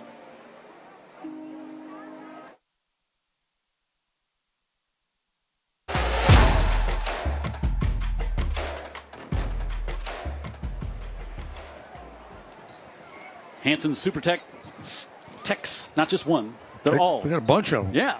Halftime show here tonight in Saraland, and it has been a more of a defensive battle than certainly Saraland wanted this to be. And take a look at what happened here. This was big 4th down conversion. Jake Godfrey out of the Wildcat, and then the sophomore Sawyer Wilson. Next play, Sawyer Wilson cuts it up. We told you he's a sprinter. 65 yards. And I've got a lot of wiggle in this game, but you run like that, you don't need it. And KJ Lacey with a big, long completion on the far side, able to get it off there. And then right after that, Sante McWilliams bumps it to the outside. That sophomore with the long touchdown run. And Saraland missed the PAT. And then this a 29-yard Lucas Bro field goal put Spanish Fort on top by a score of 10-6. But how about the turnovers? I mean, they forced 2. They got 2 interceptions. They stopped them on downs down just outside of the Dr. Pepper maroon zone. And there was one more that it was ruled incomplete. That really should have been a fumble. But look at Saraland, just 50 yards rushing, 84 passing, 134 yards total. You got 2 passing yards. And the time of possession is big. 16.5 minutes for Spanish Fort, only 7 minutes and 10 seconds for Saraland. So it's hard to score no matter how many good players you have if you don't have the ball. And we talked about, we saw it before with Spanish Fort using all the play clock. Happy to slow this down, not going to do a lot of tempo. And I don't think they'll change that unless they have to in the second half. Let's go back down on the sideline. On the near sideline, Heather Healy is down there. Heather. Yeah, guys, well, I caught up with head coach Jeff Kelly, and the number one thing that he said is we need to stop those stupid penalties. No matter what we get, they have to be stopped. ASAP. And then when it comes to finishing plays, we have to finish them and capitalize on the plays that are given to us. Because if not, that's not how we're going to finish this game. It's going to be a big game no matter what side of the ball, no matter what team you are on tonight. So be sure to tune in for a good second half of football, guys. Yeah, I believe her. It's going to be a good second half of football. And this guy, when he imagined what it looks like, it's one thing. When Jeff Kelly imagines what a good second half looks like, it is an explosive offense that comes to life. Yeah, and the first, you take aside that first quarter against Daphne, kind of the first adversity that this young Saraland team has had to face so far here. And Jeff Kelly talking to Heather, and then when Chase was talking to Heather, he was still upset about the little things that they're doing wrong. Penalties, putting the ball on the ground, those type of things. But 10-6 and two really good football teams playing here tonight. There was a fumble return for a touchdown, too, on a missed call. That was that's worth bringing up. Want to thank the Coast Guard for being a part of Friday Night Rivals. They bring you our coin toss, and also they bring us the colors. Mobile County brings us the coin toss each week.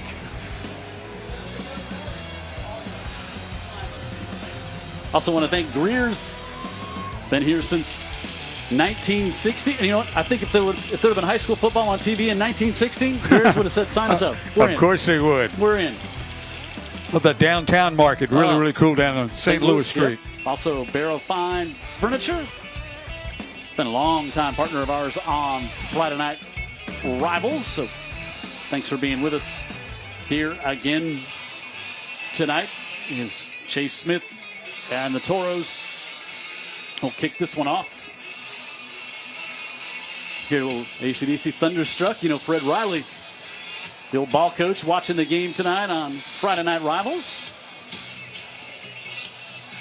Did he used to be in AC/DC? What's the connection? Oh, no, he loves it. No, he always played it when Davidson came out on the field. Okay. Always played AC/DC. Okay. I was in Key West about 2 months ago, and a band was playing an AC/DC song, and I sent a video to Fred Riley and said, thinking of the old ball coach when I hear AC/DC. See, I'd never do stuff like that for Riley. It's like just live and let live. Oh, ready to get this one going. Jim Cox, Dan Brennan. I'm feeling guilty about the Riley thing. Our phones will be blowing up in 3, 2, 1 from Coach. Well, sometimes he answers questions for us before we even know to ask him. So we always appreciate his viewership. That's our guy there. Good man. All right. So Spartans will get it. Short pooch kick and a fair catch call for. See Spanish Fort no interest in putting that into the hands of Ryan Williams. I mean, they conceded at the 30-yard line. They said, we're good with that. That's what the trust Spanish, our defense. We do. As opposed to. So, with that in mind, Jim, what's going to be different about this Saraland team that's averaging well over 40 points a game? What's going to be different here in the second half? Like you said, do you see some more of the quick outs? Do you see? I do. They hadn't run the ball as maybe as much as they wanted it to, and now we got KJ Lacey split out to the bottom of the screen as Ryan Williams in it wildcat, and the former quarterback will keep this one, and he's going to have a first down and spins up and a USA Health Systems first down. So there's that.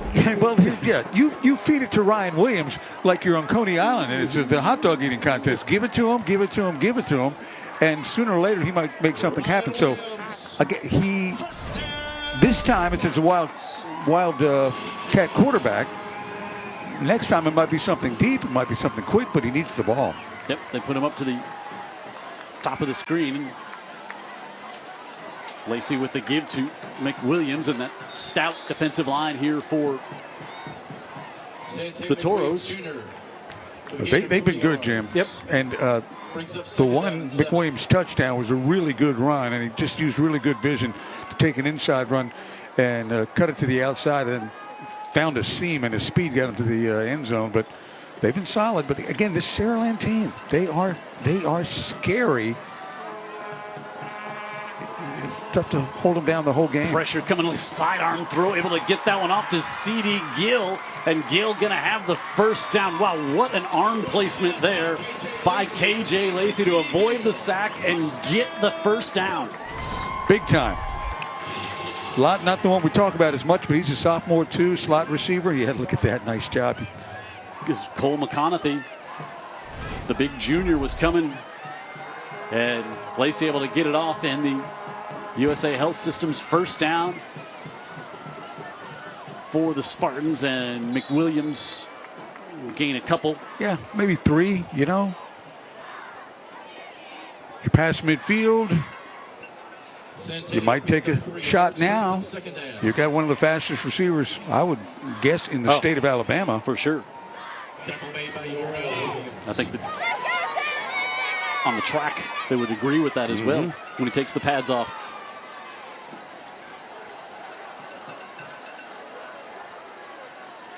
Lacey going to keep it himself, and the flag there is Williams. Williams up the near side, but I think this one is coming back. Yeah, that was Williams in the Wildcat again. Yeah. They're giving it to him as much as they can.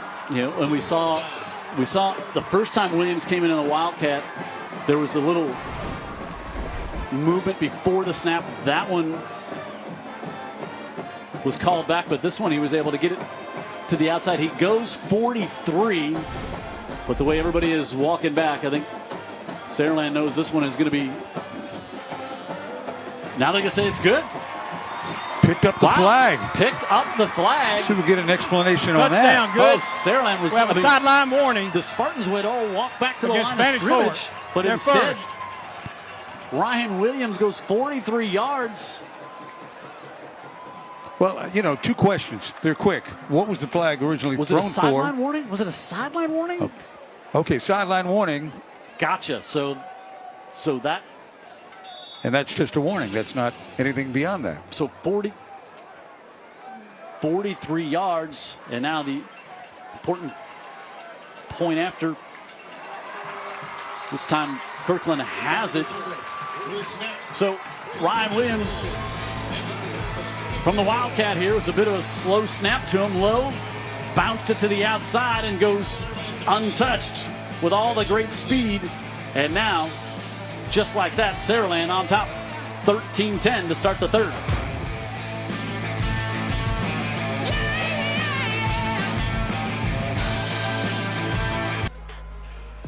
Well, Dan Brennan, you were just asking, you know, so if you're Saraland, you come out, what do you do here? Well, you find a way to get it in Ryan Williams' hands, right? Yeah. It's Coney Island, man. Give it to him. See how many hot dogs he can put in his mouth before he faints.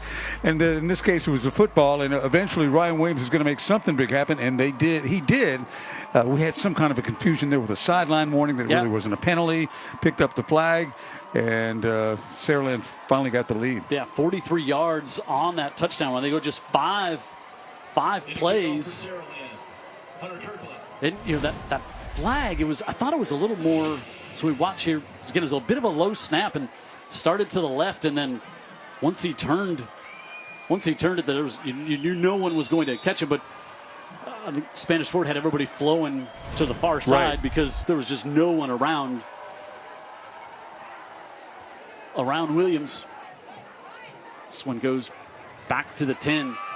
Nemo Hickson spins at the 20, and now he's still on his feet all the way up to the 30. If you were to ride on his shoulders, it would be like you were at the fair. You have a lot of carnival. You have Coney Island, a fair. You've got lots of carnival references. Not so sure far why. You know, the fair is coming up here soon. So I was trying to think back to that sideline flag too. It was almost out toward the hash, right? I mean, it was way. Yeah, I don't know. I can't speak to what that was all about. Disappointing for Spanish Fort. They played a heck of a game, but now you see they're going to have to score more. So they're down by 3, and Godfrey on the right side pick up 2 on first down there before the sophomore Coleman He's got the same name as the Auburn, former Auburn great and Williamson great, and now the head coach at Williamson High School. No relation, I do not believe. Williamson up to the 3-0 start.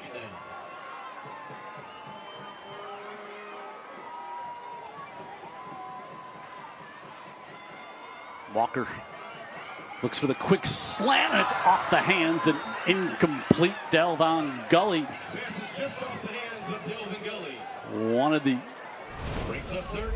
pick there. Has had some success with that quick slant in the first half. And that one just a little out in front of Jackson. Gully's in good coverage here. Though the ball was completable. Just shot him a little high.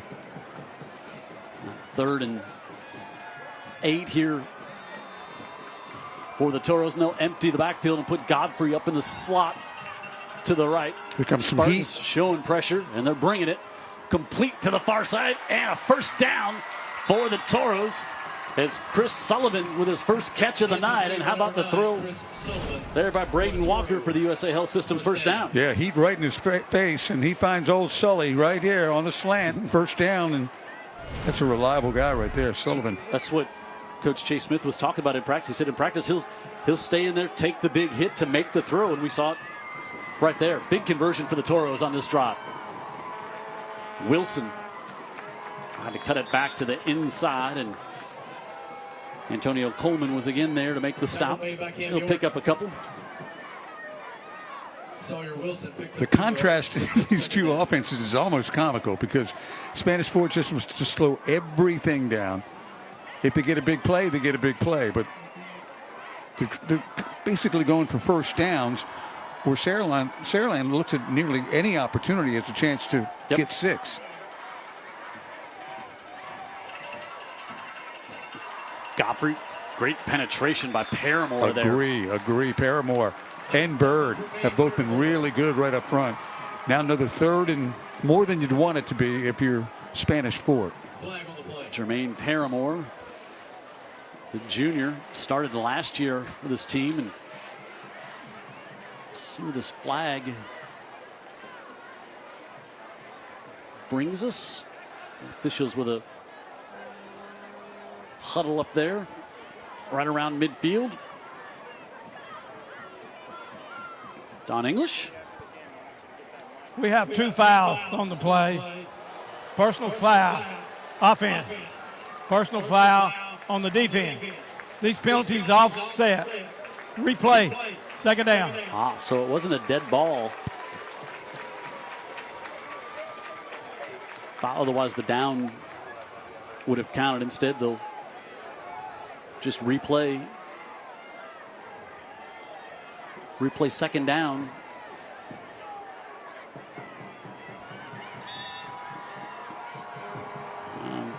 So it'll be 2nd and 7 here for the Toros. Walker gives it to Godfrey, and again Paramore. The ball popped out right at the end of the play, picked up, and they're going to say he was down. Yep, Gully, who almost had the interception a few plays ago, and again Paramore was in there to grab a hold of Godfrey, and it was a correct call there by the officials. Bowie, the sophomore linebacker, is in there as well. Brings up 3rd down. 3rd and 4.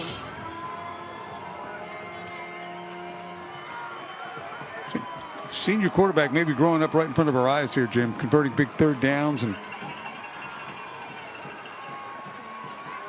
out to the far side, able to get it off complete. Godfrey, look at him break a tackle, and he's going to have the first down. Who wouldn't want him on your team? Whatever you're playing, right? Yeah, whatever. Good point. Whatever you're playing, probably in the classroom too. I know Coach Smith was just bragging on this young guy for anything and everything, on the field, off the field. Yep. Fought through York to get the first down. The UAB commit keeps the drive alive and gets it across midfield for the Toros as we're approaching the halfway point of the third. This time Wilson met again with great penetration by Coleman. Antonio Coleman.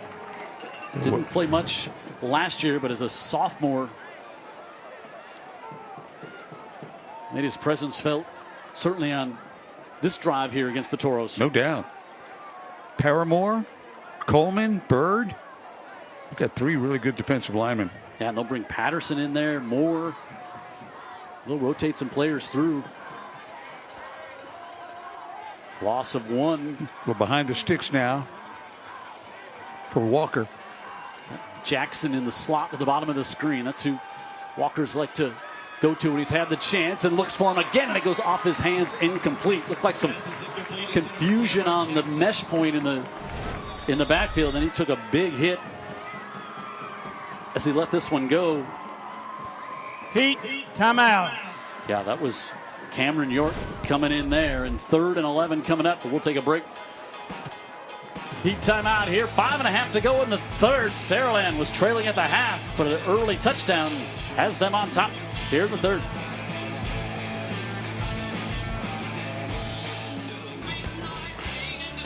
Tonight's game brought to you in part by USA Health.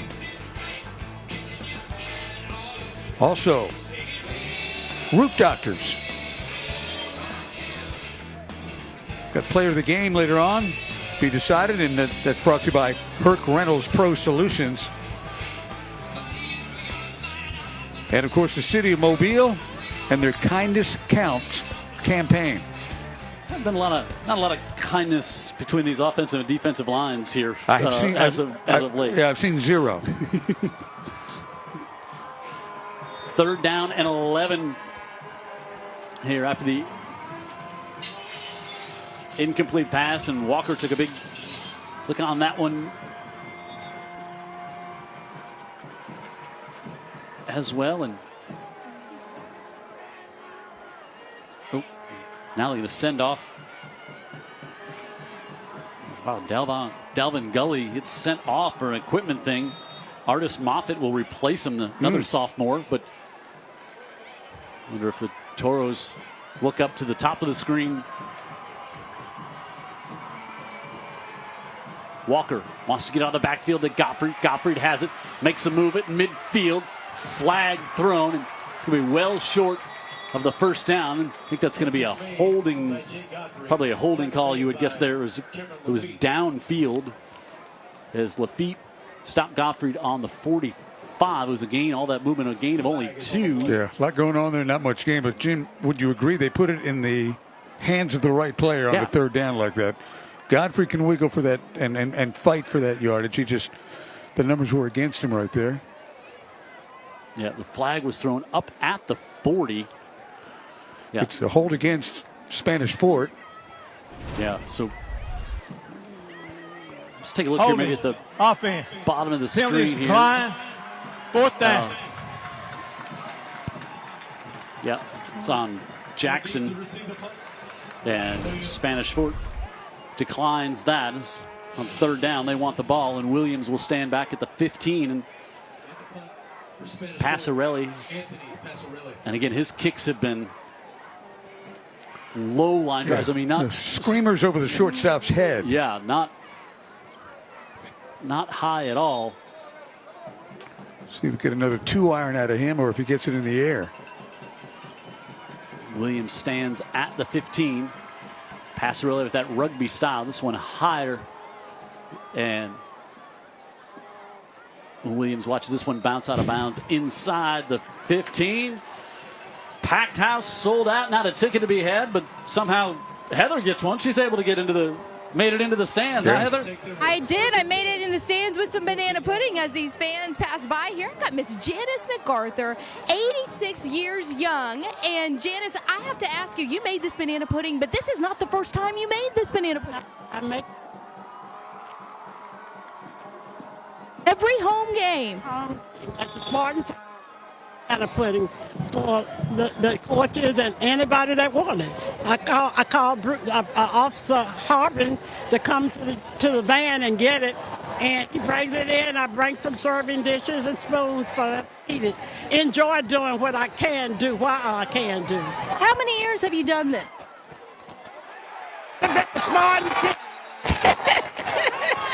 Well, guys, I tell you what, this is maybe my third or first serving. I'm not going to tell you the exact amount, but it is very, very delicious. You're missing out. Thank you so much, Dan. Thank you for enjoying it. Come back again. Go Spartans. Spartan. I mean, if the key to longevity is banana pudding, Yeah. sign me up. It's making it is the key to her longevity because she loves to do it for the team and the coaches, and she said to anybody else. So Saraland's sideline wanted a face mask there on Williams as he was gang tackled to the near side. Got just one. We'll give him two officially. 2nd and 8. Quick snap, able to get this one back off to Ryan Williams, and he's going to have a first down as he breaks a tackle at the 30, still on his feet, and brought down to 32. The ball came loose at the end. Spanish Fort comes away with it. The officials have not given the indication yet. Good night. Crucial calls on turnovers here tonight. First down for the Spartans. Wow. Could be another case of oops. Nice pass here from Lacey. Look at the quickness. And Williams making all close. It's kind of like it was coming out. Looks like it was kind of coming out early. Ooh, I think that ball was coming out as he was going down. Yeah. Another break for Saraland. So a USA Health Systems first down. And now I think that ball was definitely coming out, and now I think we're going to get a flag on the Spanish Fort sideline. Chase Smith. Well, the replay. So you got the replays here on the biggest screen in high school football in the state of Alabama. Exactly. We have a dead ball foul. Not exactly. Unsportsmanlike conduct on the Spanish Fort bench.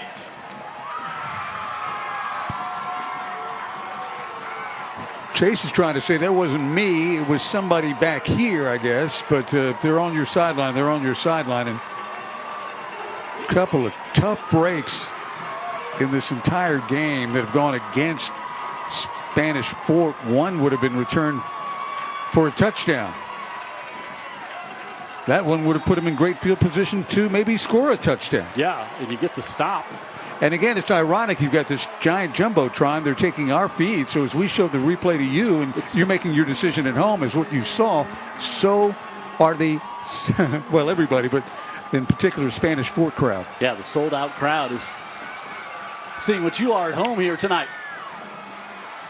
Lacey rolling out, flings it, wants Williams. Williams thought there's a handful of jersey, and there's a flag, and I think he's going to get it. Now another flag is thrown here as well. I think there was some holding up the near side. The official on the side didn't throw it, but in the middle is where the flag came. Yeah, when we watch, hopefully we'll have this replay. Reed Hopkins, number 5, is in coverage. Let's see if Ryan Williams, see if he calls for it. We have pass interference on the defense. It's a 15-yard penalty from the previous spot. And I don't think in high school it matters if it's a catchable pass, not like you see in the. Yeah, I was just going to say that was way, way, way out of bounds. They get the call. Will be first sideline lobbying for it.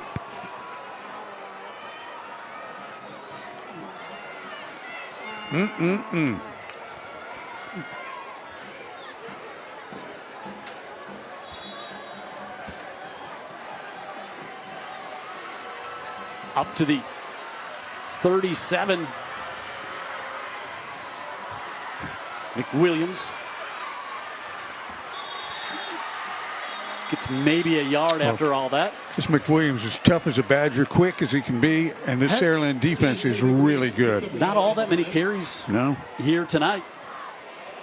I think part of that stout defensive front of the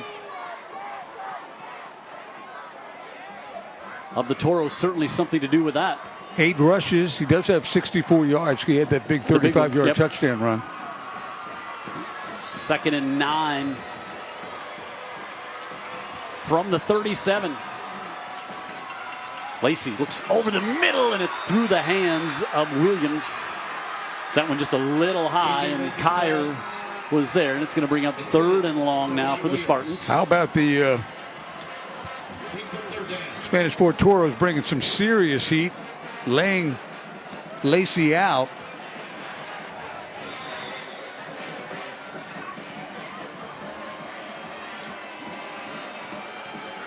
I don't know who shot the gap for Spanish Fort, but they got home. You're getting a timeout. Called, and you see the Spanish Fort coaches really trying to inspire their defense. Coming out of this timeout, big 3rd down coming up. We're late in the 3rd. A good one here tonight at Spartan Stadium.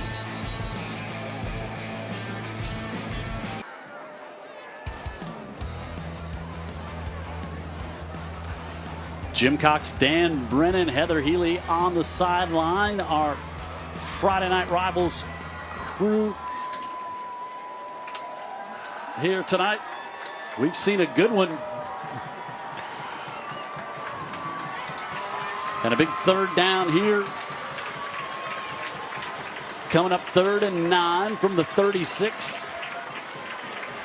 Jeff Kelly with some last-minute words there for KJ Lacey. You know, everybody here knows they'd like to get it to number 1, but you got C.D. Gill up to the top of the screen as well.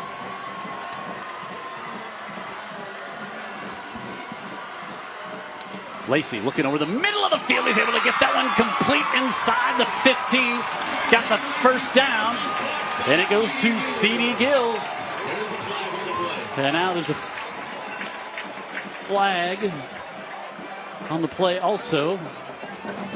It's a really well thrown ball there by Lacey to C. Gill, who will post pattern up from the top of the screen. Flag was right at the point of contact there. Wonder maybe a personal foul. Personal foul. Targeting on the defense. Penalized half the distance. Go. 1st down. That was a bang play. Let's watch the replay here on the completion. Lacey with another nice throw. That's a tough one on Hickson because Gill's going down as well, and they're both. I guess he just kind of launches with the head going first. To half the distance, and now in the maroon zone are the Spartans. The half the distance penalty. And the little Williams out of the Wildcat. Williams bounces to the outside, and he's in for the touchdown. So explosive. From 40 yards out, from 5 yards out. He's got the juice to get you 6, man, and he does it right there. Had the 43-yarder early in this quarter. He did. And then on the direct snap. Boy, just so fast. Yeah, now with 2 touchdowns here in the 3rd, Spanish Fort. Then the PAT is good. And now doubling up the Toros. 20-10. And impressive 3rd quarter here for Saraland. Here's our Scholastic athletes for Spanish Fort High School. It's Harper Beckham. He's a 12th grader, 4.3 GPA. He also plays basketball. And a member of the French Honor Society, by the way. Plans to attend the University of South Alabama and enter the medical field. Good for you, Harper. Good luck. Brought to you by Andy Citron, by the way.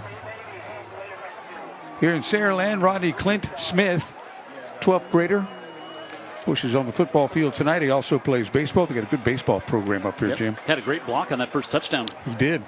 Advanced honors, dual enrollment, National Honor Society. This is a kid who really performs in the classroom. Plans to pursue some pro medical degree or a pre-med degree. I'm sorry. Well, there you go. Pre-med degree, and be a pediatrician. I think he'll be just fine. Play at the next level. He can come up here and treat my eyes. Andy Citron, injury attorneys. Thanks to Andy, another big part of us as well this season. And now Nemo Hickson. Hickson makes a move at the 30, still on his feet and tripped up by the kicker past the 40. Kirkland went over after he made the tackle and told him it was a nice run, but Nemo Hickson. Let's watch this touchdown by Ryan Williams. He's got blockers to the right. He's got power over there, but he really just, I don't think he was convinced exactly what he was going to do. He was just going to feel everything out. Then when he picks his direction, he uses his speed, and that's what his speed does. It just gets him to the point quicker than you. Yep. So 2 touchdowns here, and Saraland with a 10-point advantage. Braden Walker. The Toros gives it off. Sawyer Wilson, and the sophomore will pick up 7 out near midfield. He's fun to watch. He is fun to watch. And he's doesn't take anything personally. Just gets back to the huddle. I'll give him officially 5 and mark him down at the 47. Make it the 48. And he's got a touchdown here tonight for the Toros. Still a lot of time here. 2 minutes left in the third. Walker gives it right back off to Wilson. And Wilson's going to have a USA Health Systems first down to the 45. And you talk about the speed when he gets in the open field, too, but just the decision to, he's got that north-south. That's it. Drilled into him. Yeah. He's great in a zone blocking scheme. You pick your spot, you go for it. You don't mess around. And he's taken one to the house from 65 already tonight. Now at the 45, here come the Toros. Walker looking to throw, wants to go up top down the far sideline and just off the hands of Jackson. Jackson had a stride. He did have a stride. Pretty well thrown football. Got behind Gully. Oh, Lord. That's what Spanish Fort really needs, one of those. And they've had their opportunity about 2 or 3 times down the sideline. And Jackson with the speed and the good size on the outside.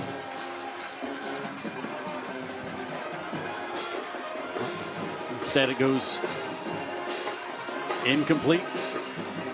Wilson again pushes forward to the 40. He'll get 5 here, and 3rd and 5 coming up for the Toros as we approach the final minute. Patterson, one of those rotating linemen coming in there. Yeah, he's got to rotate out because he lost his helmet on the play.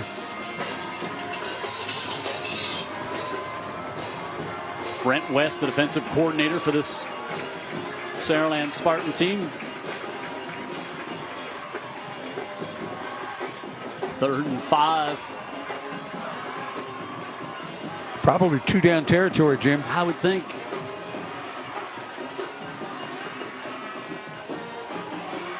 Nemo Hickson on his feet, and a first down inside the 25, down to the 21, and a late flag coming in on that one as well. And there's going to be 15 more, maybe half the distance tacked on here. Or is it Nemo pointing first down? I think it's on the tackle. Okay. We've got a condensation issue up here in the press box. I think you're seeing the plays a little more clearly than I am right now. Nemo Hickson, let's watch here. Again, just 5'5". He's going to kind of get lost behind the lineman here. I think going to call it on maybe on the tackle. Oh boy, if this one goes against Spanish Fort. We have a block in the back on the offense. 10 yards from the end of the run. It'll be first 10. Look at Coach Smith saying, calm down, calm down. He does a really good job of keeping everything, Let's look at the bottom of your screen here. Oh, yeah, that's it on Godfrey.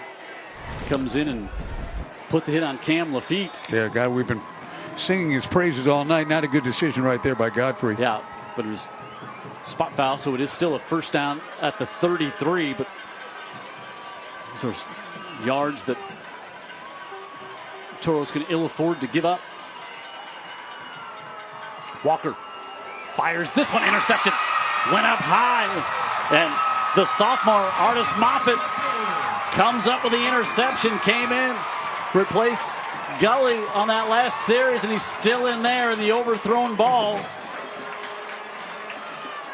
And Moffitt able to come up with the interception. Yeah, he makes the decision to try to squeeze it in there and overthrows his intended receiver. There's a corner and a safety there. Watch again. It's basically 2-on-1 there. He had him open. Yep. He just overshot him. Just trying to come to Godfrey. And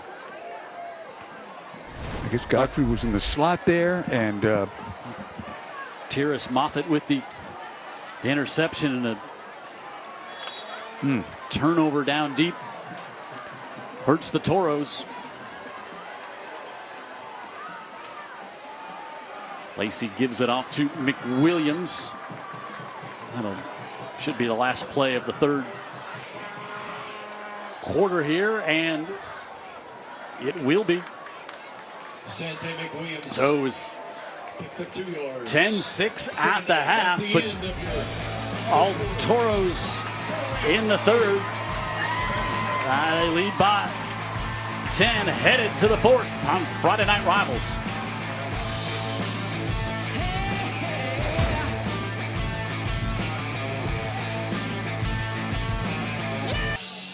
Ready to go into the fourth here. Jim Cox, Dan Brennan, Heather Healy on the sideline. Spanish Fort trailing 20-10. They were up 10-6 at the half, and you can see Chase Smith trying to keep his players on the positive. And you know, we've known the guy for a couple of weeks basically, but how impressed were we with him? And even in game, he's trying to keep his players up and not concerned about some calls that have not gone their way. He's trying to say, forget about all that. We've got 12 minutes to make something happen here. They forced 2 turnovers here tonight. They picked off KJ Lacey twice, and the Toros could really use another one here. Spanish Fort, after coming up with their own interception. Yeah, Jim, they've had turnovers that they didn't get credit for. 2nd and 9, and now we'll see. Lacey went with a hard count. See if he drew the Toros offside for the third time Dead tonight. ball foul. False start. Half the distance go. Replay. 2nd down. Coaches do not love those pre-snap penalties coming out of a timeout. No, that was after the end of the quarter, too. Yep. A lot of time to sit over there and talk things out. Now 2nd and 12, and Spanish Fort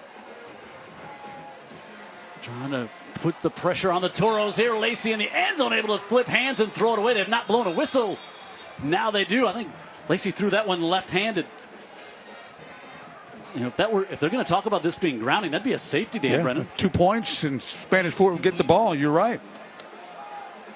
Let's see.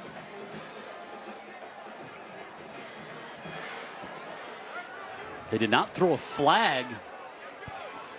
There's no intentional grounding. The passer was outside the tackle box. Wow. It's in the end zone. Watch, I think he switches this off to his left hand. He does. Okay. All right. So 3rd and long. Lacey.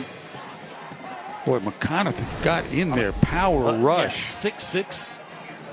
Big guy. All his Strength, and Lacey showing some strength to stay up and get that one. Get that one gone. Yep, 3rd and 12. Lacey floats it to the near side and incomplete. He looked for C.D. Gill, and now Lacey's pass is incomplete. Intended for C.D. Gill. Saraland will punt from their own end zone. I think McConaughey's the reason another power rush by McConaughey, just beginning to overpower Saraland offensively, and he's really making a big difference here in the second half, especially. This is what Coach Smith was talking about. Look, everything's still in front of us here. Get the stop. We'll get good field position. Here we go. Hickson and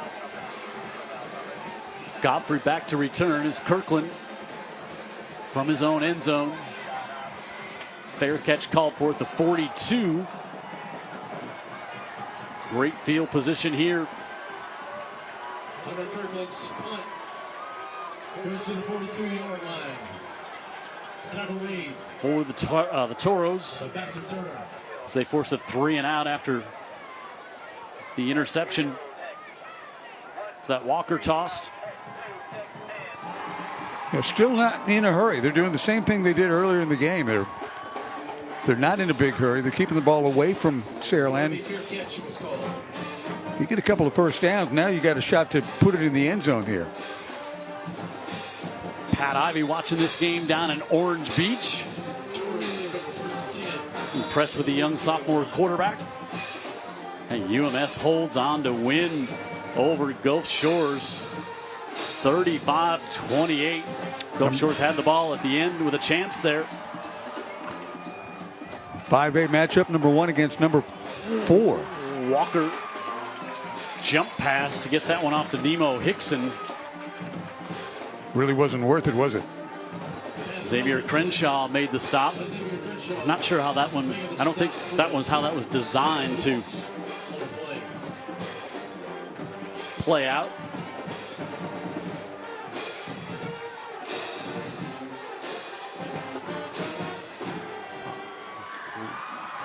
Second and 12. We've seen the second half a little more behind the sticks for the Toros. Going to do a little end around here as they get it off to Hickson, and Nemo Hickson. Now he's going to dance it back inside the hashes, and he's going to get it to about the 39. He's going to get 5 on that one. There was good penetration by Sarah. It looks like Hickson was going to be pushed way back, but Hickson able to push it ahead and get some positive yardage out of there. He's got okay speed, but what he really has is that change of direction. Yeah. And he's a little guy. You can lose sight of him. That was a long way to go to get 5 yards. Could have been a loss of 7 or 8, though, yeah, too. Could have been. At the 40, like Dan said, probably 2 down territory here as we're 2 minutes gone in the 4th.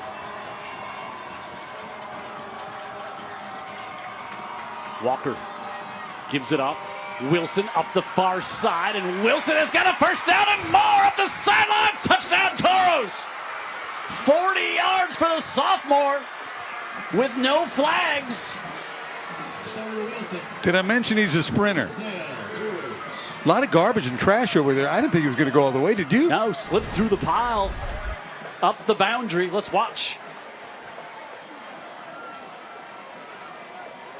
Gone. Look at that speed.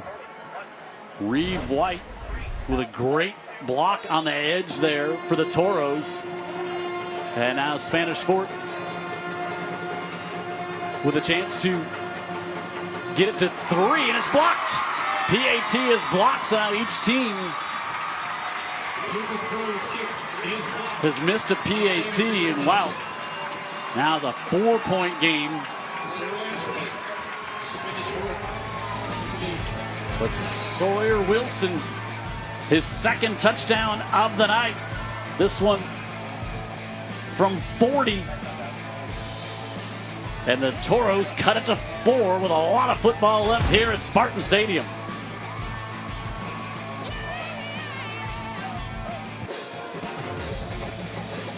After Sawyer Wilson went 40 yards, for the touchdown. Gives us a wave, and that cut it to 4. But then the PAT was blocked, and so it stays a 4-point game. Let's look again. Wilson, I think that was Jamison Curtis, the linebacker, who blocked it. It was more kind of kicked right into his midsection, it seemed. But Wilson, his second touchdown run of the night. Yeah, he's watching his ginormous video board here at Saraland, taking our feed so he could see himself up there. 3 plays, minute 49 with a 40-yard touchdown run. That's a great shot. And the video board, the giant, bigger than anybody else in the state in high school in Alabama, video board is playing quite a role here tonight. With a young guy enjoying his sudden celebrity to, wait a minute, was that call correct? Had it all. Calls, maybe. Yeah, for sure. So, hey, back to that UMS Gulf Shores game real fast. 4th and 11 at the 29. Gulf Shores had it. Pass that would have been good for the first down, broken up by Joe Lott of the Bulldogs. C.D. Gill takes this one at the 25, and now C.D. Gill with his great speed all the way out into Toro territory. So Joe Lott, defensive back for the Bulldogs, able to break up the pass at the end, and Gulf Shores will go back to the beach with a loss from Old Shell Road. Yeah, but they're going back to the beach. There is that. And C.D. Gill. Joe Lott's a good athlete. Oh, really good athlete. Played quarterback for a while, and now playing corner now, right? Playing really well there. And now Lacey and the Spartans here up by 4. Puts you in a bit of a pickle now by scoring again. And now what do you do with your offense? Do you depend on McWilliams, or do you continue to air it out? Look for number 1, right? Huh? McWilliams takes the handoff and move it up to the 40. If you have a guy that can do that, ideally that's what you do. But when you have got those threats of Williams and Lott and a quarterback that can be so dynamic, you don't really want to take it out of his hands, do you? But the Spanish Fort has made them think about what they're doing now. Absolutely. Holding him so far to under half of their season average. Right. Lacey rolls out. Gets it to Williams, makes a move, and he's free up the sidelines, and Ryan Williams is in front of the touchdown. Yep. That's what we were talking about when there was only 6 points scored by Saraland in the first half. Almost like, you know what? If you do it again in the second half, good for you, but not likely. 3rd touchdown of the night for Williams. This one 41 yards from Lacey. Watch the move after he makes the catch here. Yeah, great move, but the ball got there so quick, Jim. Yeah, gets around Kyer, and then again he's off to the races. He's off to the races, and he wins all the races. Kirkland builds the lead up to 11, and a quick drive for the Spartans.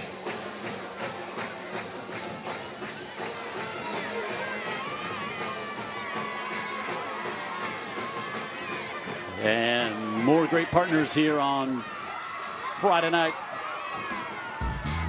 Rivals bringing us this great game, Van Brennan. Oh, yeah. Halftime's brought to you by Hanson's Super Techs. Appreciate them being on board this year. They've named a building after this guy. Andy Citron Injury Attorneys, right on 65. Check it out. Also, thanks for the streaming. That's the Alabama Orthopedic Clinic. We're there on Wednesdays for the pregame show as well. And, of course, last but not least, Wendy's. Heather Heatley gives us our giant of the game during the pregame show each week. And Kirkland, short kickoff to the 25. And big hit up near the 40. As tackle made by injured White. the Toros will start on the 40. Hey, speaking of the streaming, you're just talking about AOC on the streaming? Right. I don't think you can get the game. I don't think you can get UTV 44 in Fort Worth, Texas. I don't think so. But you can stream it there, and that's what Rob and Lori Healy are doing. We're watching the game from Fort Worth. Watching their daughter, I suppose. I would think they would tune in anyway, but okay. Yeah. So now, no, I don't think so. Braden Walker and the Toros back out here. Wilson, this time the struggle to get back up to the line of scrimmage. Jimmy Bird there with a stop. Saraland to Sawyer Wilson. Fooled me once, fooled me twice. They're trying to pin him down this time. Lose a yard. Here back to the 39.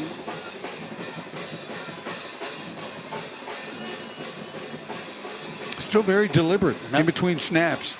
I think you're Walker looking. Now a little crossing pattern, able to get it off to Jackson, and Jackson makes a move at the 40, and he's got a Toro first down to the 47-yard line. Cam Jackson with a reception. Two things. Really nice patience by Walker, the quarterback. And number two, Jackson not only makes the catch, but then he makes a really nice move to get additional yardage right there. Yeah, 6'3" with that speed. And yeah. USA Health Systems first down for the Toros.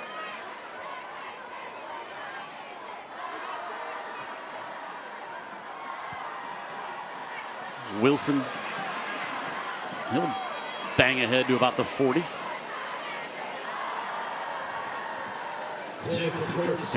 Saying, not a lot of urgency there, but also too, you'd almost love to. You don't want to eat up too much time, but we've seen how fast Saraland's been scoring when you get the ball here in the second half. Mm-hmm.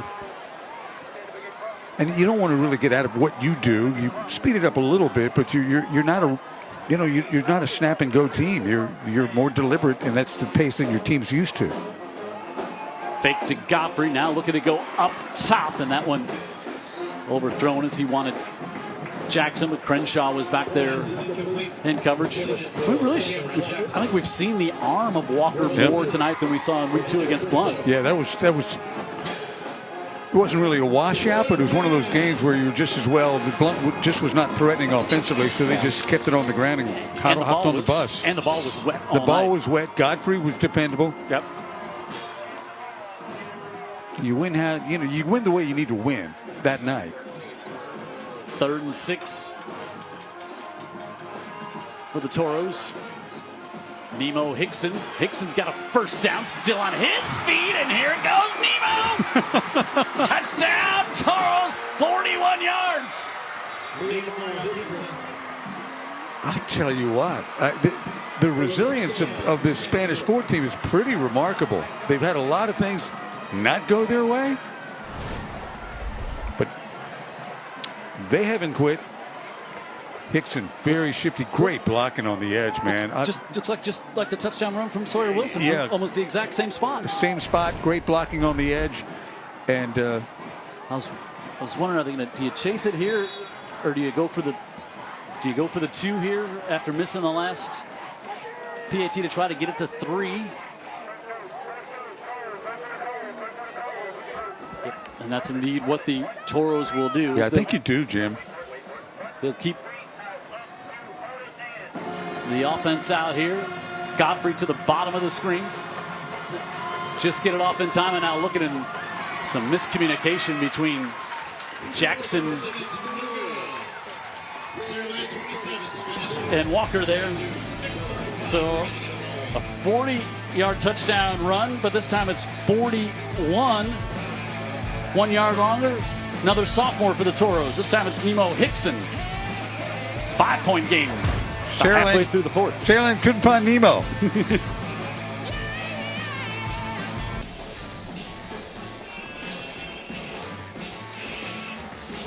6.5 to go. Jim Cox, Dan Brennan, Heather Healy here, along with our entire Friday Night Rivals crew. Saraland on top, 27-22. It was 10-6 at the half. Spanish Fort on top. Then it was 20-10 at the end of 3, and it looked like Saraland was maybe going to stretch this one out a bit. Quick strikes. Well, they did stretch it out. Now, here's a couple of calls you want to keep an eye on. This is called an incomplete pass. This was in the first half, and this would have been 6. And then this was ruled that Williams was down. Now, that drive, the Toros did force a turnover interception later in that drive, but later in both. They the far side crowd was not all that excited about seeing the replays up here on the ginormous screen at Saraland, but hey, that's all ancient history. So 27-22 here after the 41-yard touchdown run by Nemo Hickson. Why was Spanish Fort so resilient? Well, it had to do with this guy's attitude right here. Didn't feel like he, no matter what he felt, he kept it together and told his players he needed to concentrate. C.D. Gill from the near side to the far side. Gill inside the 40. Big block. Still on his feet. Brought down from behind at the 17. Again, this is why it was so remarkable that Saraland only had 6 points at the half. It's nearly impossible to keep this team contained with all the players they've got.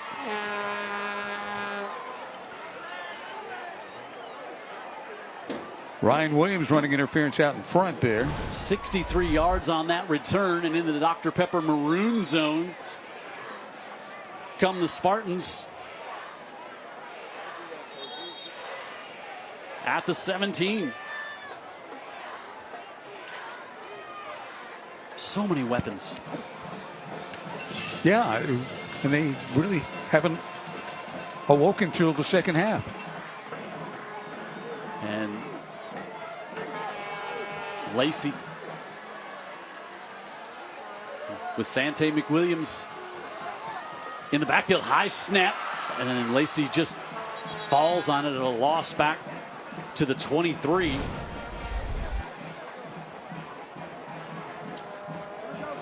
Lacey's whole demeanor does not feel, even a mix-up like this, Jim, he just kind of keeps his calm. The interview before the game at AOC the other night, you were really impressed with just his makeup. No doubt. That one just a little, snap was just a little high, but just goes back and falls on it. But now, 2nd and 15, pressure. Lacey avoids that one. Fires, able to get it complete into the end zone for the touchdown. Brooks Womble on a broken play. Lacey with a touchdown. And Saraland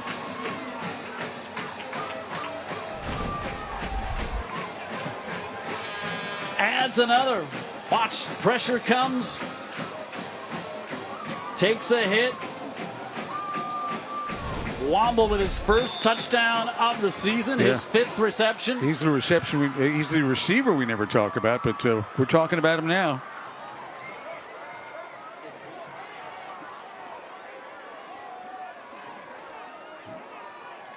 They'll go for 2 here. And play clock was all the way down to 6, and so Spartans take a timeout, trying to get it from 11 to 13. 11 or 12 not all that much difference. But so now you add what Lacey can do when a play breaks down and still poise. Oh yeah, composure. It's all part of it. His makeup plus his talent, maturity for a sophomore. Got to be kidding me. Yeah, stood in there, took the hit to make the pass.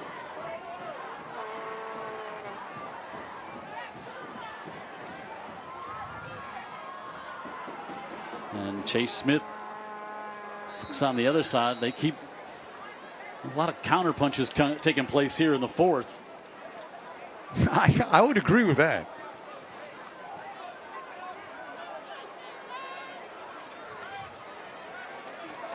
And Saraland will stay with their 2-point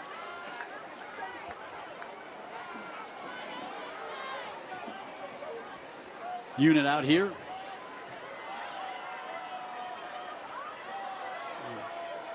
Williams up the top of the screen. Mick Williams in the backfield with Lacey. And now C.D. Gill up to the slot. Roland fires. Did he hold on? He did. C.D. Gill holds on for the 2-point conversion. Lacey knew right where he was going with that. His one-man option out there. And just a timing throw. Yep. Trusting his guy. Watch it again. Lacey builds the lead. Now,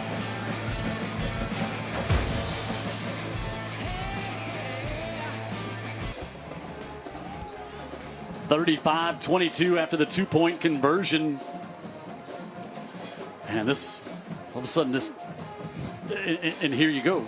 Now, Saraland closing in on 40.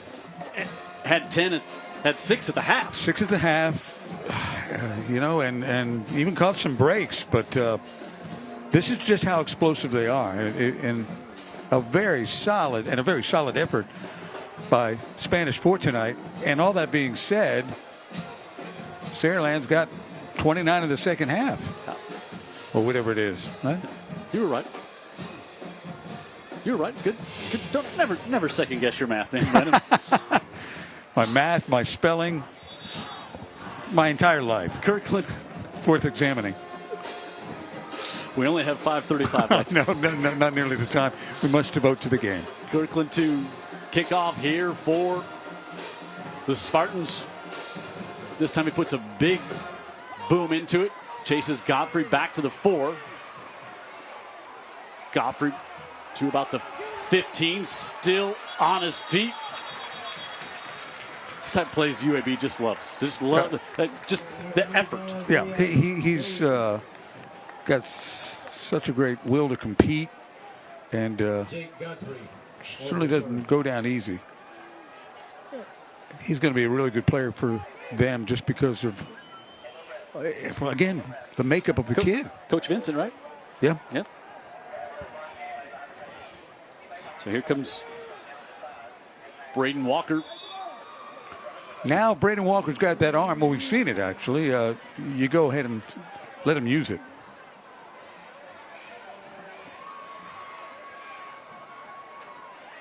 Down 13. Walker, middle of the field, able to get that one complete. Hits it off to Hickson. And Hickson has it popped out from behind, and it's loose.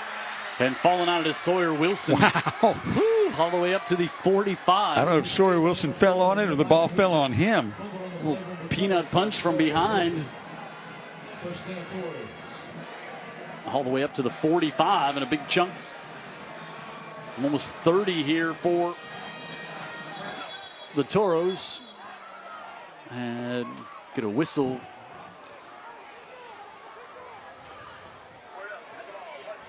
Pre-snap.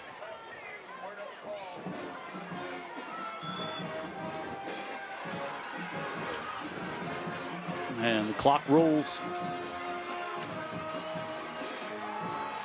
Wilson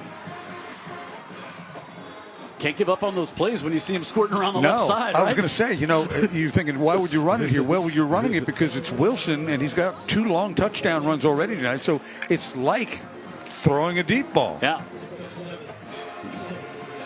Also good, good use of the sideline by Wilson.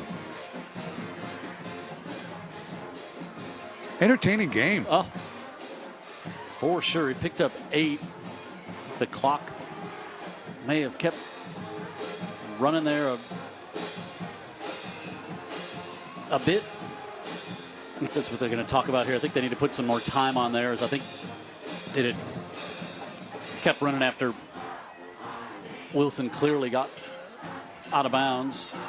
Everything is so clearly seen by the fans with this giant scoreboard.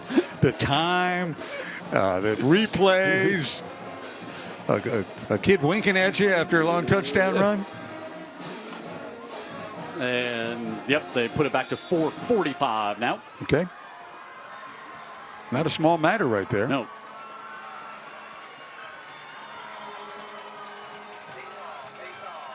Again, Wilson, penetration, but Wilson stays on his feet. It's back to the line of scrimmage. Now you got to hurry up, Jim. You got a running play, and you don't have the clock stopped. Now you've got to get back up there and do something quickly. Coleman's been a force defensively on that defensive line for the Spartans here tonight. Young guy. Yep. Yeah. Aren't they all? Well, almost. 3rd and 2. Walker complete to Nemo Hickson, and he's got the first down, slips a tackle, and they'll stop the clock with the first down to the 37. A Roof Doctors first down for the Toros. Hickson, just a quick slant right there. About the fight in the Toros. Yeah. I mean, it would have been easy to kind of roll it over the beginning of this fourth, after they fell behind quickly, but not a chance. Nope. Walker up top, hangs it to the far side, complete to Godfrey with a flag. This is incredible. I don't think it's going to be an offense call, as Godfrey's got it at the 7. 30 yards up the sideline. Where exactly did they mark him, Jim? At the 7. Huh. Let's watch here. Okay, so. Oh, wow. What a catch by Godfrey. Well, he's at the 1, but they have it marked. They have the ball marked. Pass interference on the defense. The catch was made. Be 1st and goal. They declined the penalty. Yeah, so. Where are they putting the ball down? Wow, the ball's all the way back at the 7.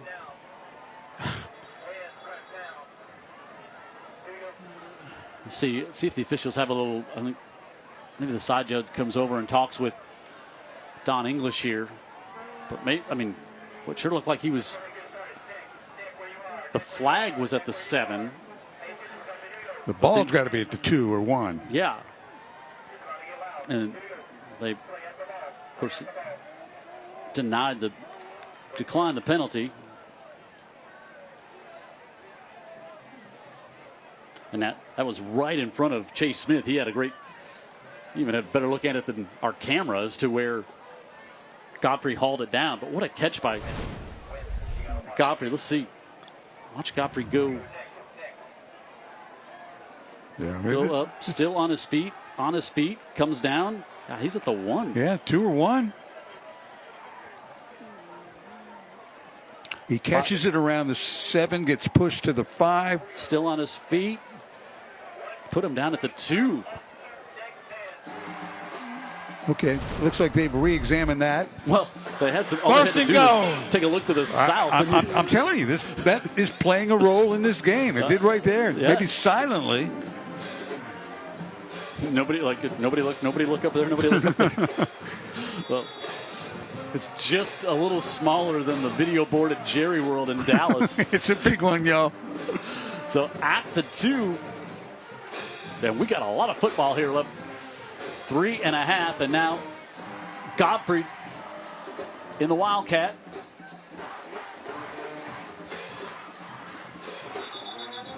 Oh, now. Wow, this one's going to be against the Toros. Oh, this is going to back them back to the 7. Dead ball foul. False start. Offense.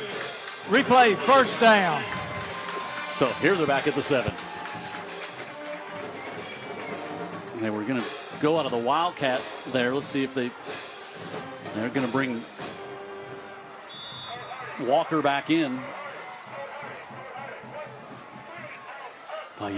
You like the momentum you had there at the 2. Godfrey out of the Wildcat, and then a pre-snap infraction. So Wilson comes into the backfield from the 7. Maybe a quick slant here, Jim. Instead, they give it to Wilson. And Wilson, the sophomore, is going to get pulled down at the 1. Inside 3 minutes now. Good tackle to save the touchdown there. Wilson was fighting for it, but Cam Lafitte able to pull him down. But a lot of time running off now, down to 2.5.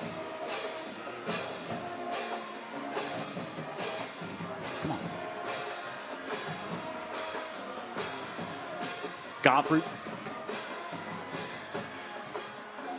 wants to keep it on the left side, and Godfrey lost the football. Recovered by the Toros, but they're back at the 6. Great awareness there by JT Bradley to get on it. Is Godfrey, boy, really a great play by Bradley. I mean, look at that. He just happened to see it come out. Just Paramore who knocked it loose, and now you're down inside.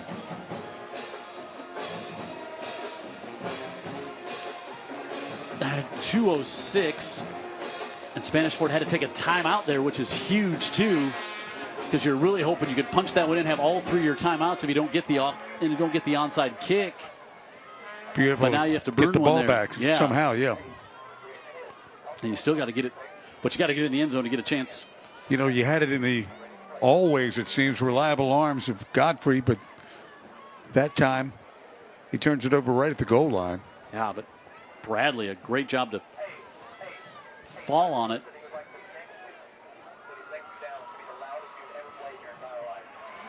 And so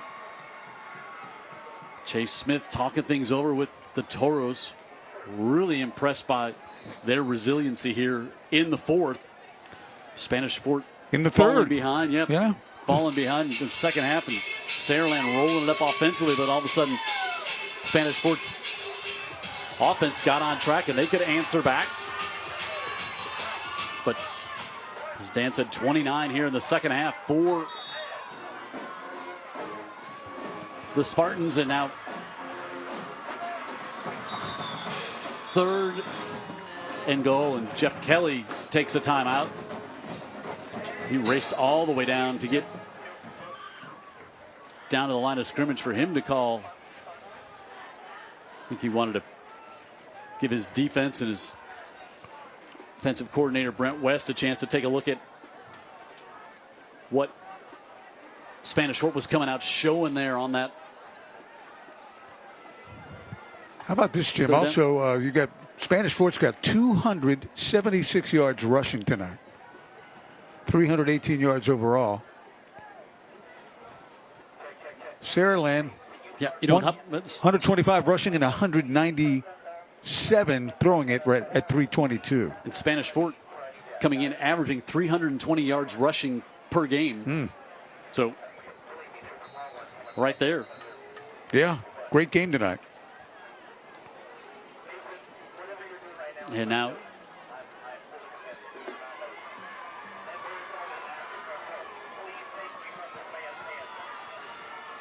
we'll get the 3rd and goal coming up after the timeout.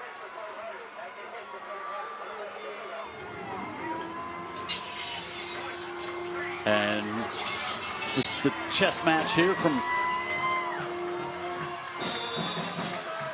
both coaches, in 3rd and goal. And they'll go back now Wildcat after the timeout. They had Walker out there, but instead they'll go Wildcat to Godfrey. Godfrey gets inside the 5, and now 4th and goal coming up. And the clock running, and now Spanish Fort will take their timeout. A timeout with 1 left. You got to get it in here. Well, they've had some good blocking on the left side so far tonight. Some big plays. Run off that left side, a couple by Sawyer. That young man Paramore has had a great game tonight, as Bowie, also the talented linebacker. So now if you're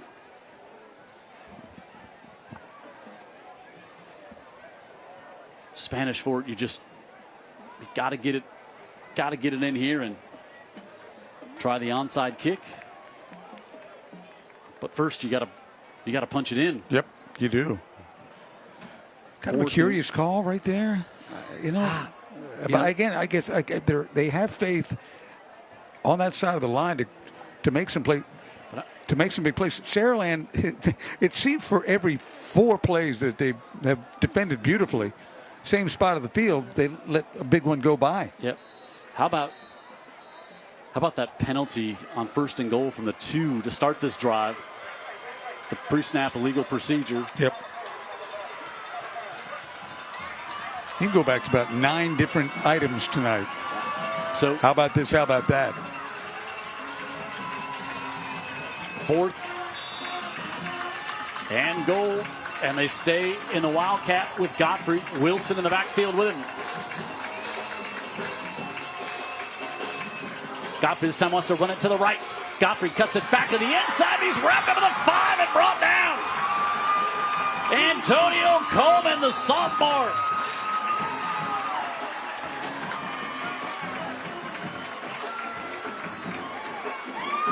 Comes up with a stop. Godfrey turned away. Take a look. Here we go. Wilson's his lead block. He cuts inside him, and he is swallowed alive at the 5-yard line. And that might finally be your ball game. Coleman makes the stop, running downhill on the line of scrimmage. Able to make the stop.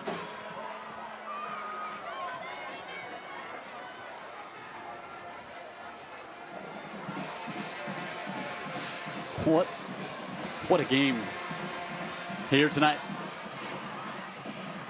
McWilliams takes the handoff on first down, and sophomore has 2 hands just wrapped around the ball. There, our Dr. Pepper player of the game.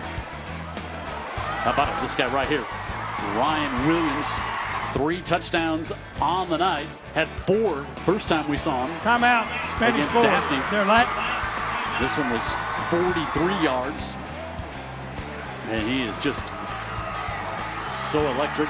Yeah, so smooth and so confident, but, first of all, so fast. Like here. Yeah. That was a great throw by Lacey, too. I pointed it out at the time. He got the ball out so quickly. He got it to Williams so quickly. He was able to, make the quick twist and turn and get downfield. So, I think is there player of the game in week 1, too? Is there Dr. Pepper player of the game in week 1, too?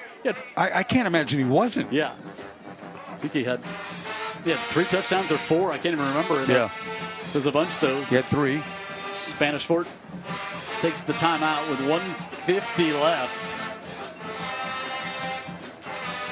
I think both coaches they'll come away from this one with a lot they liked on the film and a lot that they'll be able to have some coachable moments for their team at film review on Monday, right? Yeah, and for Spanish Fort, if you want to be honest, they're going to want to coach up the stripes a little bit. Missed opportunities for them.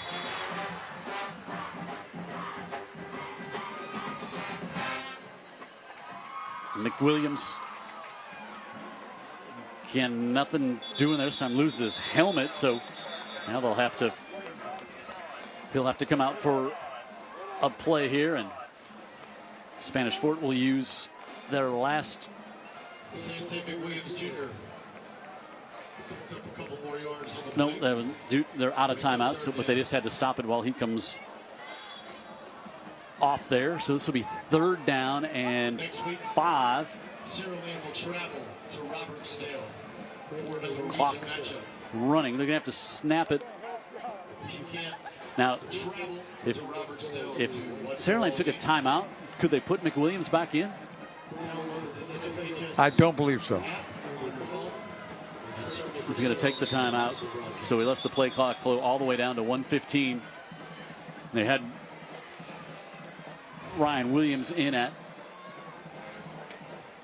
quarterback there. So a Wildcat. Yep. So 1:12 left. 3rd and 4. First down here would seal it. Otherwise, you're going to have to punt it.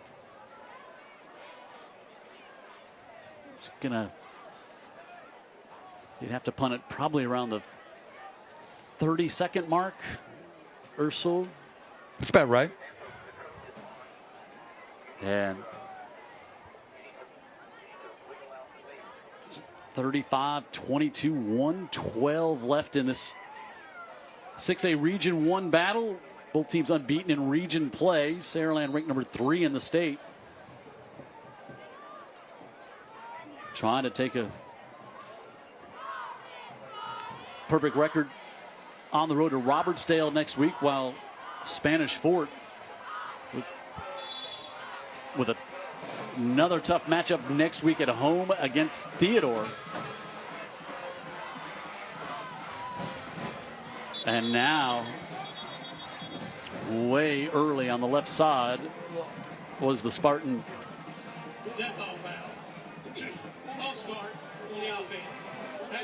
line. So move it back to the 6 on the half the distance.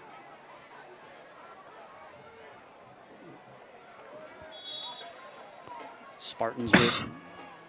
Oh, there's my cough button over here. And they'll go with Ryan Williams.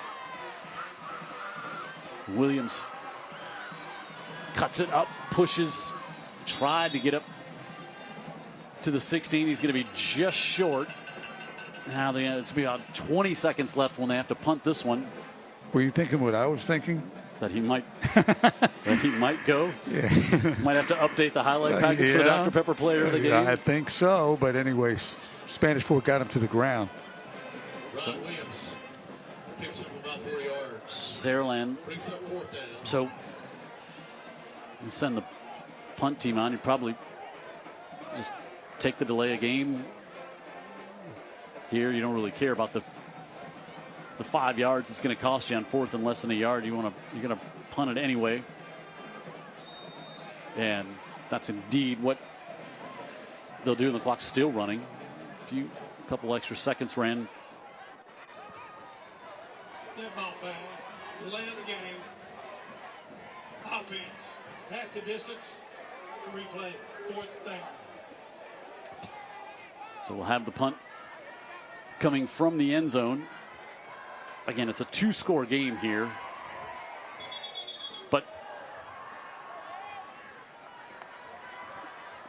if you're Saraland, you just want to get this punt off. That's just you don't care how far it goes. You just want to get this punt off. Nothing. Do you kneel and take a safety here? Do you kneel and take a safety? You're asking me to do the math again? Yeah. Well.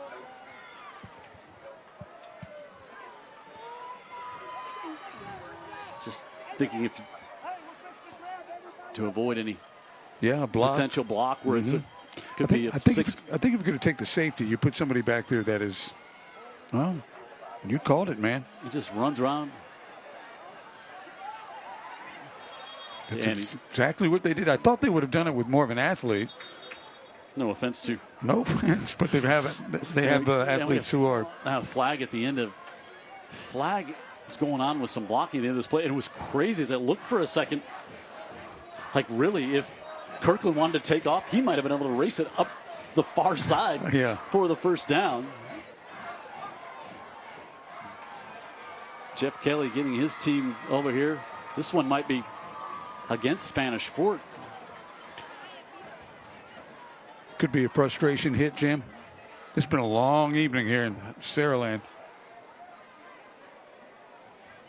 So the safety may not go up on the board. But Kirkland did a good job burning extra seconds off there. Yeah, he did. Tells me that's something that's been worked on situationally in practice. In case the situation came up. I don't think you really just say, just go run around for a bit. Personal foul. Offense. Oh. The penalty is declined. Safety. Be kicking from the 20. So Don explained it. Now what, Jim? Punt, I guess? Get the free kick from the 20. Okay. With 11 seconds left. Probably will.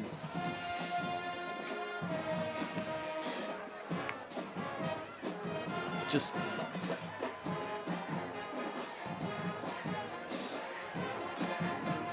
See Chase Smith over the little fist bump there to Jake Godfrey.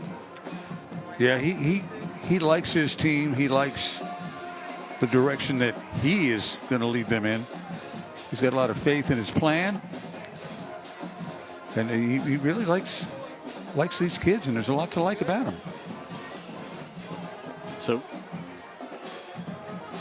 Kirkland will kick it from the 20. And 11 seconds left in this one. 11-point Saraland advantage. They were down 10-6 at the half. Just bounces that one up and to the 48, and 10 seconds left for one play. Yeah, well, the momentum of this game is it's kind of run out here in the end with the way this thing is ending. But my goodness, fast and furious in the second half, Jim, going from 10-6 to a shootout in the second half. Same two teams. Like, how does that happen? So I think this kid's played pretty well. I don't think he's got stats that are going to go through the roof, but he's managed the team well. He's had a couple of drops. A couple of long ones. Could have been big plays. Yep. And Saraland's going to drop everybody back to about Chickasaw, right? To all the way back to keep everything in front of them here. At the West Lee Street exit right now. And now they're going to have a delay of game penalty against, because why not? Against the Toros. Dead ball foul. Delay of game. Offense. Have we announced where we are next week? We have not. Would you like me to? Or not? Do you have your doubts? Official confirmation. Okay. Walker with pressure from Coleman. Flings it far side. It's going to be intercepted. And that will do it, as Cameron Lafitte has his second pick of the season, and that will finish the clock out as well. And Saraland puts 29 on the board here in the second half to come up with a victory here, 35-24. Both coaches sharing a handshake there, and Saraland stays perfect on the season. And our player nominees for our Herc Reynolds Player of the Game: Sawyer Wilson from Spanish Fort, Ryan Williams from Saraland, and KJ Lacey from Saraland as well. Go to utv44.com and you can vote on the player of the game. And let's go down to Heather. She's got the victorious head coach, Jeff Kelly. All right, Coach, 3-0 in region. Let's talk about that first. Get that out of the way. How does that feel tonight? Wow, you know what? It was a rough first half. You know, we had a lot of mistakes and a lot of things to clean up at halftime. We went in there and there was no panic in the locker room. We wanted to come out and play cleaner ball. And, you know, it was back and forth the second half. I'm really proud of our offense for just continuing to answer throughout the second half. You know, they got going and had a lot of positive plays. They got a very good football team. Tip your hat to Spanish Fort. And but really proud of our guys' resiliency just to keep playing. And we found a way to win at the end. Resiliency for sure. Coach, for the first time on your home turf, you defeat Spanish Fort. Tell us your thoughts. Hey, it's always good to get a win. You know, it's important. It was the biggest game of the year. Calls us the next one. You know, I think we beat them twice in a row too, so we'll take that. It's a 24-hour celebration, and then we go to work. We may celebrate about 28 hours or something there. There you go, Dr. Pepper. There you go, Dr. Pepper is going to give you the game-winning trophy. Coach, great game. On behalf of Coca-Cola and Dr. Pepper, it's the Friday Night Rivals trophy. Guys, appreciate what y'all do for high school sports. Appreciate it. Thank you, guys. Thank you, Coach Kelly. Thank you, Heather, and Jeff's daughter in there with him to help celebrate the victory. And What a great game here tonight on Friday Night Rivals between these two 6A Region 1 rivals. Yeah, this was Friday Night Rivals tonight, wasn't it? No doubt. And Saraland stays perfect on the year. Spanish Fort 2-2, 2-1 in the region. They got a home game next week against Theodore. Saraland on the road to take on Robertsdale. So for Heather Healy down on the sideline, Dan Brennan and I and Heather would like to thank Dr. Pepper, Sonic, United States Coast Guard, Greer's, Barrel Fine Furniture, Hanson Supertex, Andy Citron Injury Attorneys, Alabama Orthopedic Clinic, USA Health, Roof Doctors, City Mobile, and Hertz Reynolds for bringing you tonight's great Friday Night Rivals matchup here from Spartan Stadium, where Spanish Fort had the lead 10-6 at the half, but then the offense, big plays by Spanish Fort and Saraland in the second half, but the Toros come up just short as Ryan Williams has 3 touchdowns to lead Saraland to the win tonight here at Spartan Stadium.